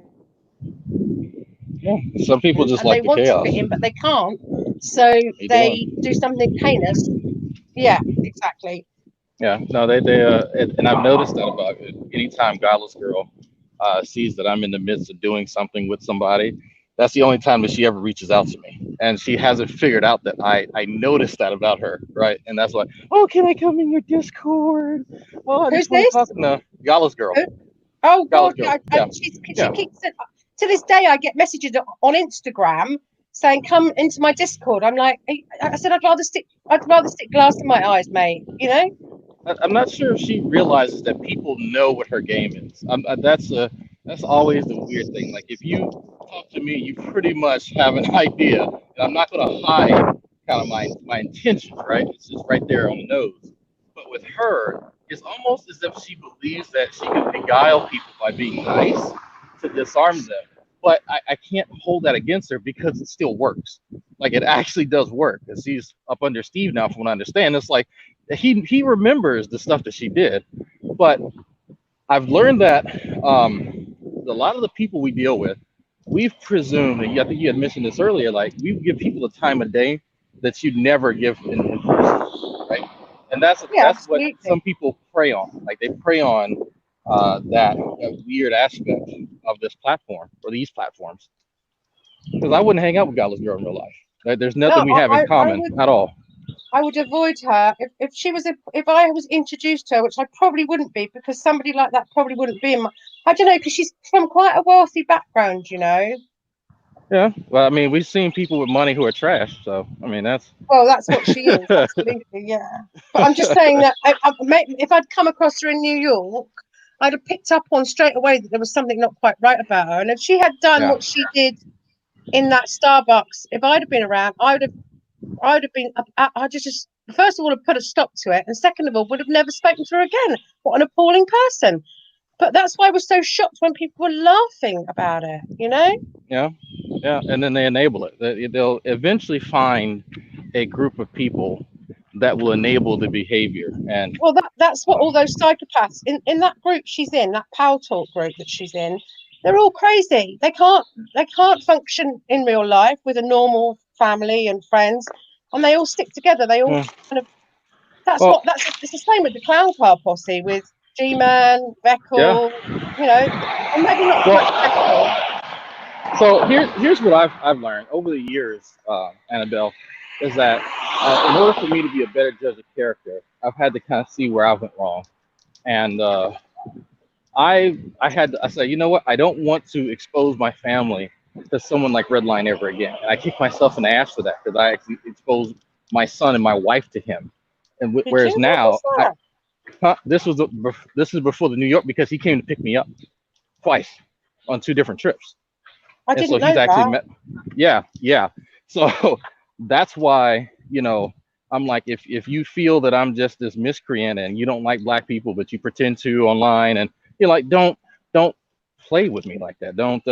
I'm cool, but don't do that. And if I anyone's had having no any idea. I had misgiving, no oh no, he is idea. racist. Yeah, no, he is I absolutely had racist. no idea he was racist. I know. He is. He's clearly got quite a bit of sociopathy going on. Just by the way, Yeah. now because I used to think he was quite funny.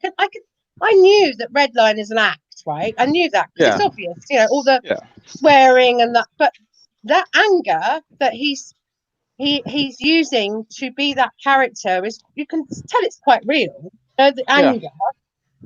But I thought he was, because I'd spoken to him privately on several occasions about Hannah and about life and how he was feeling, which I've now found out he's done to so many other people. Yeah. He's using you as an emotional pincushion.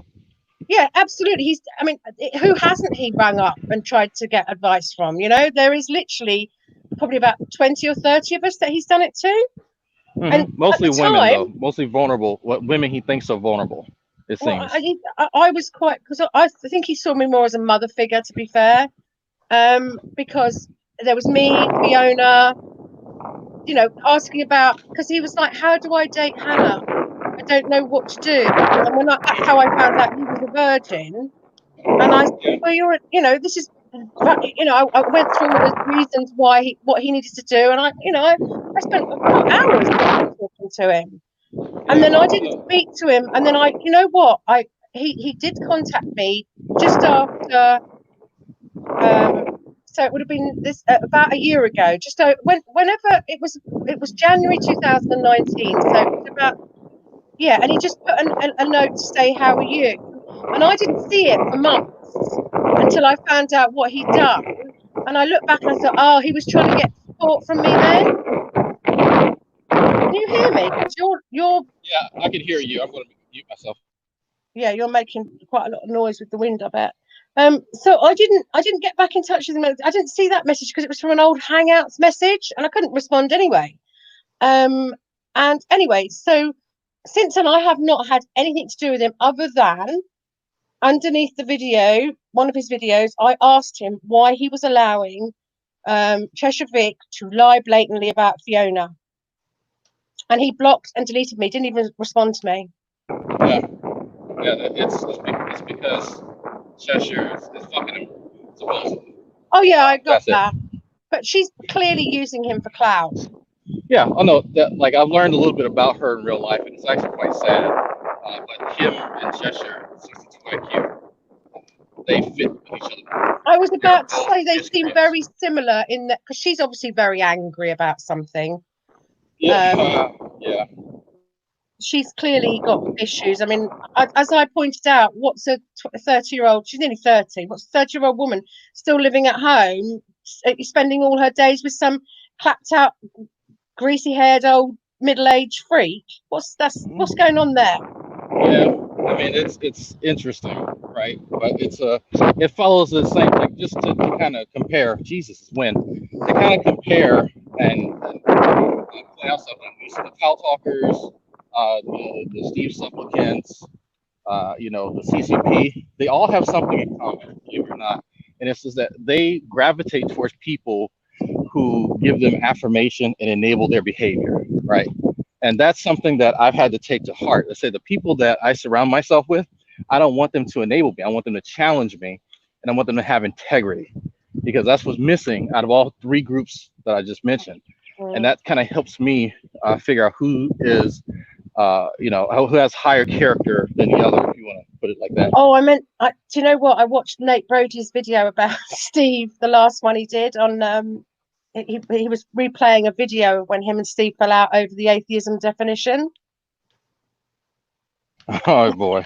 Oh, it was just hilarious because Nate Brody was saying things I knew were just like sending McRae into apoplexy. I loved it because I think McRae is just, I had no idea when that creepy fuck turned up, 6 or 7 years ago, whenever it was, not even that, I think it was less time than that. It was less than that.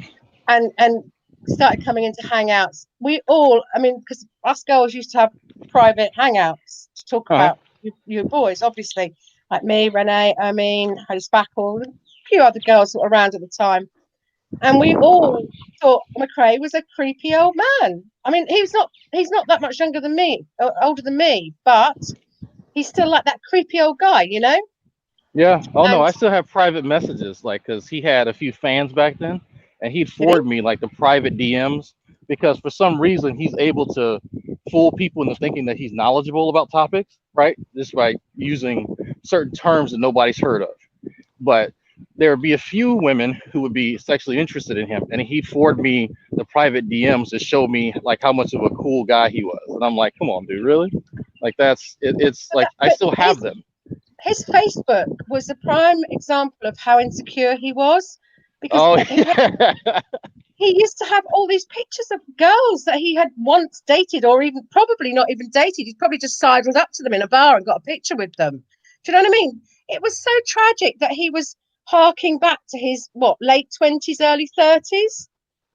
20 years ago, and he's trying to say, look at me, I'm so popular with the girls. When I for the life of me don't understand anyone that likes him, because I find him really creepy as a woman, but more importantly, he's not smart, he's not intelligent. He thinks he is, and he, like you say, he manages to persuade some people that he's really smart, but I've never thought he was smart, ever. Never. Yes, he's able to learn certain things and repeat them, but that doesn't make him smart. And clearly, judging by the backlash he's had over the last 2 weeks of trying to get clout through Matt Dillahunty, he's not as smart as he thinks he is at all. So I don't know. I don't know where. Clearly he's fucked either way, because he has pissed so many people off now that nobody's going to want to go to his channel, this NSS channel, if he gets it back. Who's going to go? What's he got to offer? He's not got anything.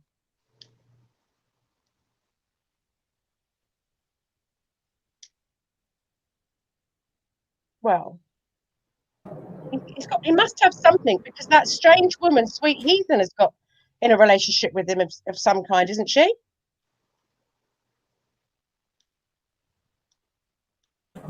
I'm not sure. I don't know who Sweet Heathen is. Maybe Drag does.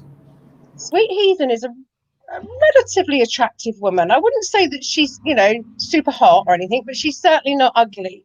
And as you're probably more than aware, Ernie, there aren't a lot of attractive women for some reason in this part of the internet. She's a very, the term I would use for her is nice but dim.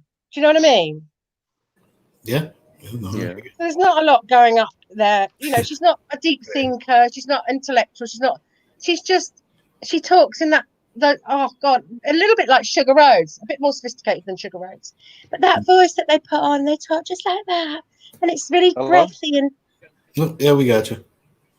And that's Okay. All I can go on then, Dragmore. You speak. I was going to say that Steve surrounds himself with women that are like a slightly above average. Like I get it, right? You know, you can't really find anybody in real life. Got it.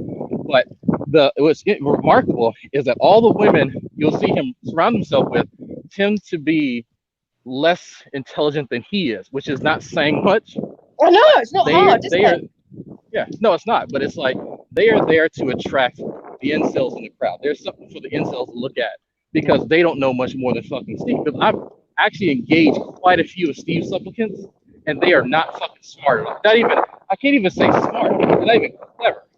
So I'll ask them about their position on the thing that they think that they're defending Steve about, and all they can do is repeat what Steve said, right? And it's interesting how many of them will be up Steve's ass, but I've come to find this out. If you were to ask somebody what they learned from Steve, most people will say, I learned philosophy. I said, okay, what specifically did you learn? Silence. Oh, he talks about the definition of atheist. Okay, talking about a definition of a word is not learning about a topic. There's a difference, right? So I've had somebody actually told me when I pressed them in Discord, I learned about Nuke School. I said, you know what? Bravo, thank you for proving my point. But the majority of them are because they're attracted to Steve's personality, and I will give them that. That's my point. Is what personality? So Steve can put on air. Steve is good at Steve is good at convincing stupid people that he actually has some air. Drag, we can't hear you because that wind is really bad.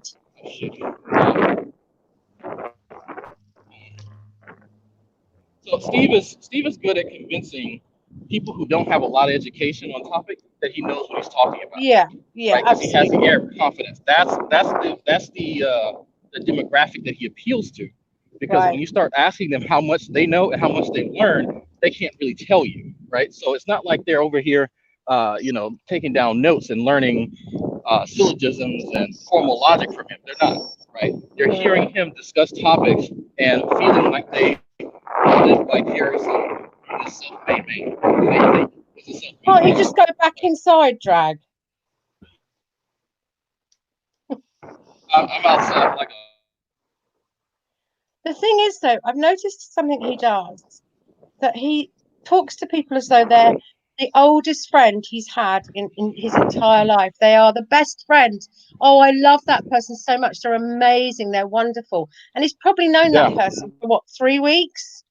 Not even that. Like that's a common thing that Steve will start to schmooze the person, especially if that person has degrees, right? That he can use as clout later on. Yeah. He'll just schmooze the shit out of them, and then just as soon as they reciprocate anything from him, I mean, oh yeah, Steve, you're pretty smart. You're a pretty sharp guy. Then that's ammunition. That's another bullet in his bandolier, right? And I don't noticed understand anybody with a degree or with any kind of intelligence that would want to hang around with someone like McRae. I don't understand it. I find him incredibly tedious, zero charisma, and he just gives me the creeps, as I know he does most women. And that's what I can't understand, because there are a lot of the teen mum crowd that he managed to attract over. I think he's wonderful. Well, okay, so some of the teen moms are there for the show. They're not there for the supposed intellect or any of that kind. How you doing? They're not there for all that, right? I think I got a few teen moms in my crowd now who just, oh, Dragnot's so great, and it's like, here's titty pictures. Oh, okay, cool. But people are there for different reasons, and if you ask them what their reason is, some people it's the cult of personality. Some people think that they're learning stuff, and some people like it because he shits on person X. So you have to kind of stratify them. The Katie Joy thing, I think that you're right, that because he has been so vindictive, and let's face it, if anyone wants to talk about cyberbullying, there's a really good case for it. I'm sorry, but Katie didn't make any videos about him, didn't respond to him, didn't buy nothing. He got nothing from her, but he made video after video after video after video. Yeah, I mean, it's fanning the flame, because there was already anti-Katie Joy, and trust me, I know why. Like, it's really obvious. Me and me and Nate talked about this a little bit. Why people don't like Katie Joy? It's Yeah, I really don't like fucking her. obvious, and I it's don't like her. but she's a dislikable person, right? Yeah, she just hasn't got. I don't know why she's so popular. Probably because she covers a subject that's very popular in the US. But before she even started on the Teen Mum stuff, when she was just on NSS, I turned off. I couldn't stand her voice. Her voice just Yeah. Oh no, breaks. that But you and a yeah, few other women actually pointed her voice out, and I yeah. didn't know. Somebody said her chin is off center too, and But now it's I not can't just that. unsee It's it. that she clearly gives the air again, like Steve gives the air that she knows an awful lot about stuff Yeah. when she knows very little. She's not educated. She doesn't have any qualifications. So, well, she No. might have a degree in something, probably business management or something. I don't know. But she's not educated in the subjects that she tried to, because I think she came on to NSS about Jilly Juice. I think that was her original reason for coming on the NSS. But as soon as, because when Kyle started bringing her in, I was like, oh no, please, Cole, don't keep bringing her in because she'll she's not popular because she's got that awful voice. But she's clearly one of the things that made me laugh. I found out the other day is that for all the hard work he put in to try and destroy her, she's now got 70,000 subscribers. Yeah, I don't know what makes Steve thinks that his crusades actually work. The more he bangs on about Nate, Nate has as many almost as many subscribers as I have now. I know, right? Do you know, And that's you know because why of the that is, Steve. don't you? Because he made a video about Steve's stupid bloody definition of atheism, and Matt Dillahunty picked up on it and retweeted Oh yeah, it. yes. Matt did that just to piss Steve off. By I the way, know, and I laughed when I saw that. I laughed my head off. I thought, Steve, when are you going to realise that you're outdone? You're finished. It's over. Give up. Yeah. I mean, But you have he's another one with to acknowledge this. Steve has managed to corral an interesting cadre of idiots, but amongst them are people who are willing to support his lifestyle. Like that is like he came from nothing. Literally he was fucking Lyrical Orion for a room, and I now he know. has an Australian millionaire paying for his fucking trips know. to go fuck above average looking chicks. That I made a comment at Ruhif. I said, how does it feel supporting someone who's a cyberbully and because he is, that's, I mean, I'm sorry, I don't like Katie Joy, but I can, it's quite damn obvious what Steve was trying to do. And he's trying to do it with another person at the moment, a lady called Leslie Bass, trying exactly the same thing, except he's learnt this time not to make 25 videos about her. He's just doing it on Twitter, where he's got on Twitter, he is a vicious, nasty, spiteful, just a nasty piece of work on Twitter. You're gonna have a hard time convincing Ruhif because I think that's more of an emotional attachment. Because Steve used to talk about how much money Ruhif had and about how he's trying to smooth him because he's going to be an asset in the fucking future. Like you would think that Ruhif would be smart enough to see that's the reason why he would be almost exclusively talking to Ruhif, and Ruhif would he would want to be that middleman, right? So he could curry favor with Ruhif. Like Steve planned this shit out. He knew that Ruhif was going to be his fucking piggy bank, and you know what? He was right. It worked. It has worked. I honestly, obviously, I try and keep away from Steve because he just gives me the creeps. But obviously, there are videos that other people have made about him. I mean, I haven't looked into what he's been up to. I watched with amusement because I follow Matt Dillahunty. I watched with amusement the whole, Steve desperately trying to get Matt Dillahunty's attention on Facebook, which was brilliant because he got completely taken down on Facebook. I think there was one person that supported his take. And of course, Matt didn't respond. And I love the way that Matt allows him to do that on Matt's, because Matt's the president of the, what is it called? ACA, is it? ACA. Yeah, Matt's the president. So he could easily get rid of him if he wanted to, like that, within a heartbeat. But he lets Steve make a fool of himself. That's what's so funny. And then, so then he took his argument onto this, I mean, honestly, watching him on that modern day debate with that teenage kid, he's probably about 17, 18 years old, isn't he? Snake, is it? I have no idea. I don't watch modern day debate anymore, so I heard about it. I only watched it because it was part of this whole Dillahunty debacle, So he just literally came in and then just jibber jabbered for an hour. That's all. He didn't let this poor kid get a word in edgeways. It was embarrassing. So it was cringe. You know that horrible feeling, you know, when people are just embarrassing themselves so much. It's like, oh, stop, Steve. Even I can't stand the man, but even I felt sorry for him because he made such a fool of himself.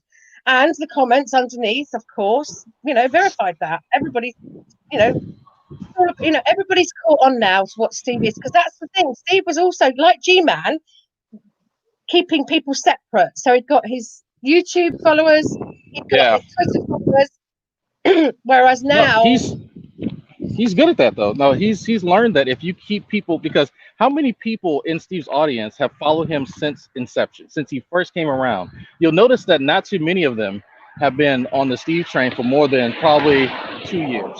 And so when they start referencing Steve's issues with me, and I say, do you even know who I am? Oh yeah, he's mentioning you. I say, so you don't actually know who I am, right? You've heard of me, he and you doesn't don't though. Do you know actually. what? I've Yeah. noticed that he says, I'm not going to he doesn't. I can't remember the last time when I've watched him say Dragnor. He can't Yeah. bring himself to mention your name. He's so All of them. You notice that red line is the whole lot of them refuse to say my name. He'll slag off Katie Joy, anybody that but he will not mention you because it's hilarious. I just It's find fear. it really funny. It's pure fear. Well, Redline's afraid of me in real life. I found that out recently. Well, I'm not That surprised. he's told people that I'm going to come to his house in private. I was like, that's Oh. interesting. But but yeah, they know that anytime, like, it never works. Anytime anybody tries to call me out, it never works out for them. It only makes me more popular, and so they figured that out now. But even with them doing that, right? It's still, you're still attacking Nate. Nate's connected to me. You attack Dillahunty. Dillahunty is attacking me, or attached to me, right? And so you'll notice that Steve will have an uptick in his Dillahunty sea lining when I'm on AXP. Y'all know if the people have picked up on that. But that's the thing, though. But that's the thing, that the similarity between Steve McRae and G-Man is becoming more and more. It's the same mentality. They want fame, they want attention, they want people to give them money, but they can't don't want to get work it. for it. And they can't get it. And there are much cooler, cleverer, smarter people out there, and they want to be those people. So, and I mean, I don't watch Steve's videos. I don't want to give him views. Why would I? But I will watch them if someone else is, you know, playing a clip of them. Like Sinister Porpoise does a good Steve thing, and I just can't believe that there are still people that are hanging. What's that guy's name? Kurt Landon Knoll. He's a bright man. Yeah, but he turns a blind eye to Steve's bullshit. Like, why would you do that? Because that Steve is a platform, and Landon really doesn't know anybody else that has that platform for him to come hang out. I mean, there's a lot of people who do that. It's the Weiser did that for Shani at one point.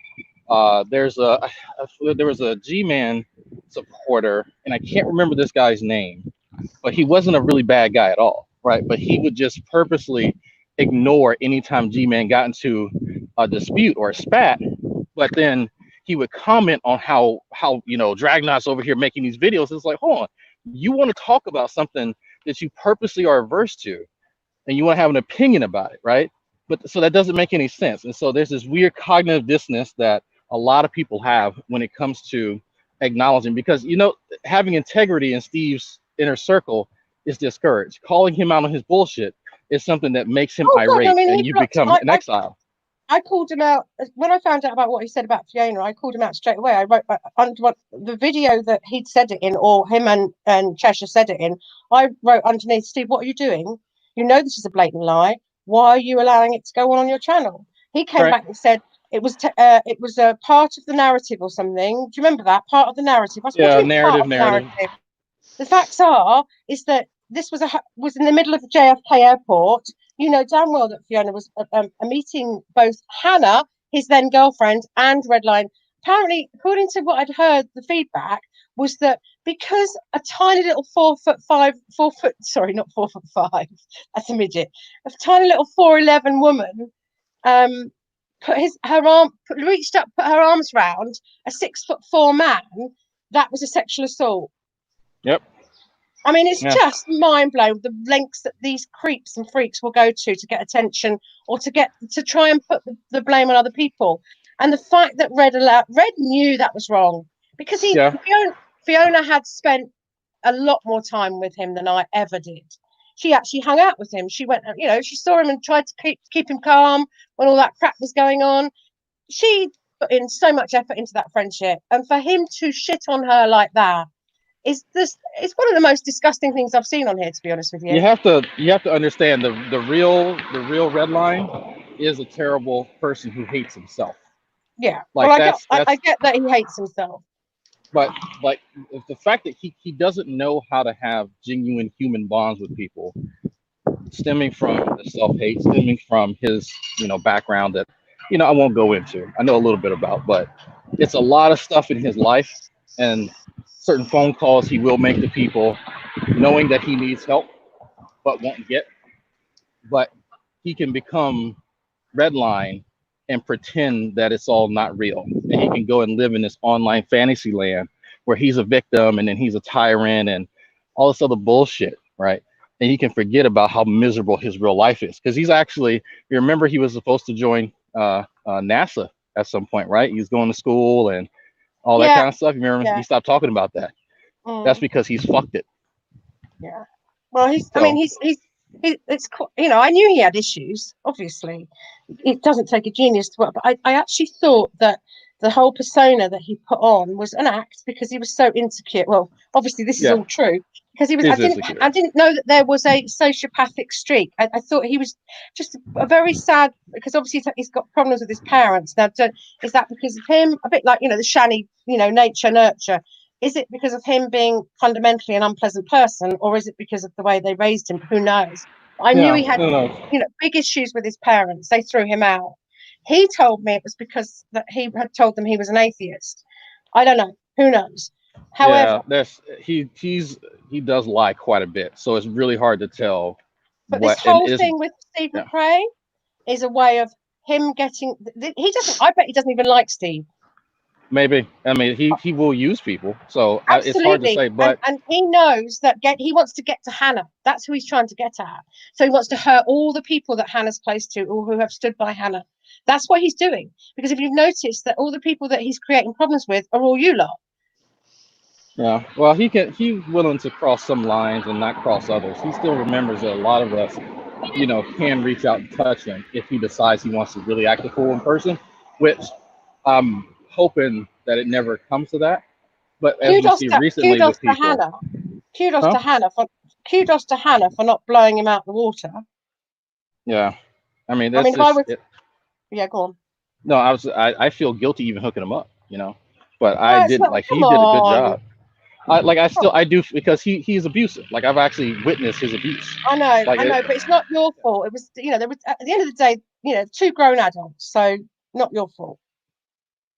And Hannah found out quite quickly what he was like, but chose to stay in that situation because that's the kind of personality she is. She's a little bit like, I don't know what the term for it is. It's a lot of naivety. It's a lot of naivety. Yeah, but also that you want to. Look what she did with G-Man. She did exactly the same with G-Man. Tried to help him. Yeah, the nurturer. Yeah, and that's something that. Yeah. Hannah does that a lot with lots of people, and so she hopefully has now learned her lesson. She sounds like, when she was talking about G-Man the other night, she sounds like she's learned her lesson. She has. I could tell you, I've recently talked. She's more self-reflective now. Yeah, but you know what? Yeah. I was kind and generous to people, that shut all over me when I was her age. She's not old. She's only in her mid-20s, isn't she? Yeah, I think she turned 24 in 2 weeks. And this was 3 years ago. This already started. So, she was very young, really. It's good to get those life lessons out of the way real early. How old is I was going to call him by his real name then. How old is he's Red? Late 20s. Red is late 20s. But when I first met him, he was early 20s too. So, everyone started to grow up a bit and move on. And it's just unfortunate that Steve and Reds are both in that they're just bitter at the world. They're angry at the world. I mean, look, as I pointed out to someone the other day, Steve is finished. There is no chance whatsoever he's ever going to make any decent money out of the internet. He's burnt too many bridges. What he needs to do, if he wants to make anything out of the internet, is just take a year out let everyone calm down and forget about what a wanker he is, and then maybe come back and try and build a, He you know, can't a better afford that. marriage. He No, can't. He has to continue this because he doesn't exactly. have a job. So But these are you know, that's why he's just going. Things are going to get worse for him. So if he doesn't do that, then he's going to keep pissing people off. Keep trying to create. Because you notice the reason he's trying to. He lost another 100 subs really, this month. Yeah, so he's lost another 100 subs, and that coincided with him all of a sudden doing all these, you know, Twitter things on Leslie Bass, and then also this whole thing with Matt Dillahunty at the same time. Because you know why? As soon as I saw him doing it, I thought he's trying to get those people back, because he knew that if he went into a war with Dillahunty, people just would watch him for the drama. Do you see what I mean? yeah, yeah. No, and he keeps claiming that he's not about drama. When it's Oh me my and God, Matt have. that's all his channel is about. All No, it's that's about. like when I went to AXP the first time, and when I went up there to with Matt, right? We were sitting eating dinner, like laughing at Steve, and I mean, how it's why obvious, wouldn't like he's they? just trying, huh? Why wouldn't they laugh at him? He's a nobody. Yeah, but it's obvious that what he's trying to do, right? It's obvious that he doesn't have any actual like ability to have organic discussions. He can bang on about the definition of a word and how people are using it, but like, okay, cool. Like I can do that with the word theory. But if you want to pretend that you're some, I guess, sophisticated intellectual, then move on with the conversation, understand people's terms, and stop belaboring the usage of a goddamn term, you child. But you know, he's trying to ride Matt's coattails, ours coattails to get subscribers. Of course. I gotta jump in. Oh, sorry, Yeah, I just gotta jump in quick, guys. I gotta end the stream. I gotta hit the hay. I it's gotta. okay, darling. Thank you for staying up so late. Or well, No we problem. got. It's a good conversation. Thanks for dropping Sorry. in. Anyway, I will see you guys later. See you later, Drag. Are you doing All right. Are you doing a stream later or? The salt mine later tonight. I probably won't go live before that. I don't know, but I Are don't have you gonna anything come and planned. Are you gonna come and join us at that Zoom thing that Ian was talking about? It depends on what time it is. It really Yeah. depends. I see the messages in there, so we'll see. All right then. Okay, guys. Take care. All right. Thanks for coming out. See you later. Thanks for watching, everybody. Monday night, we'll be back at it with the Lost G-Man live stream. Till next time. Later.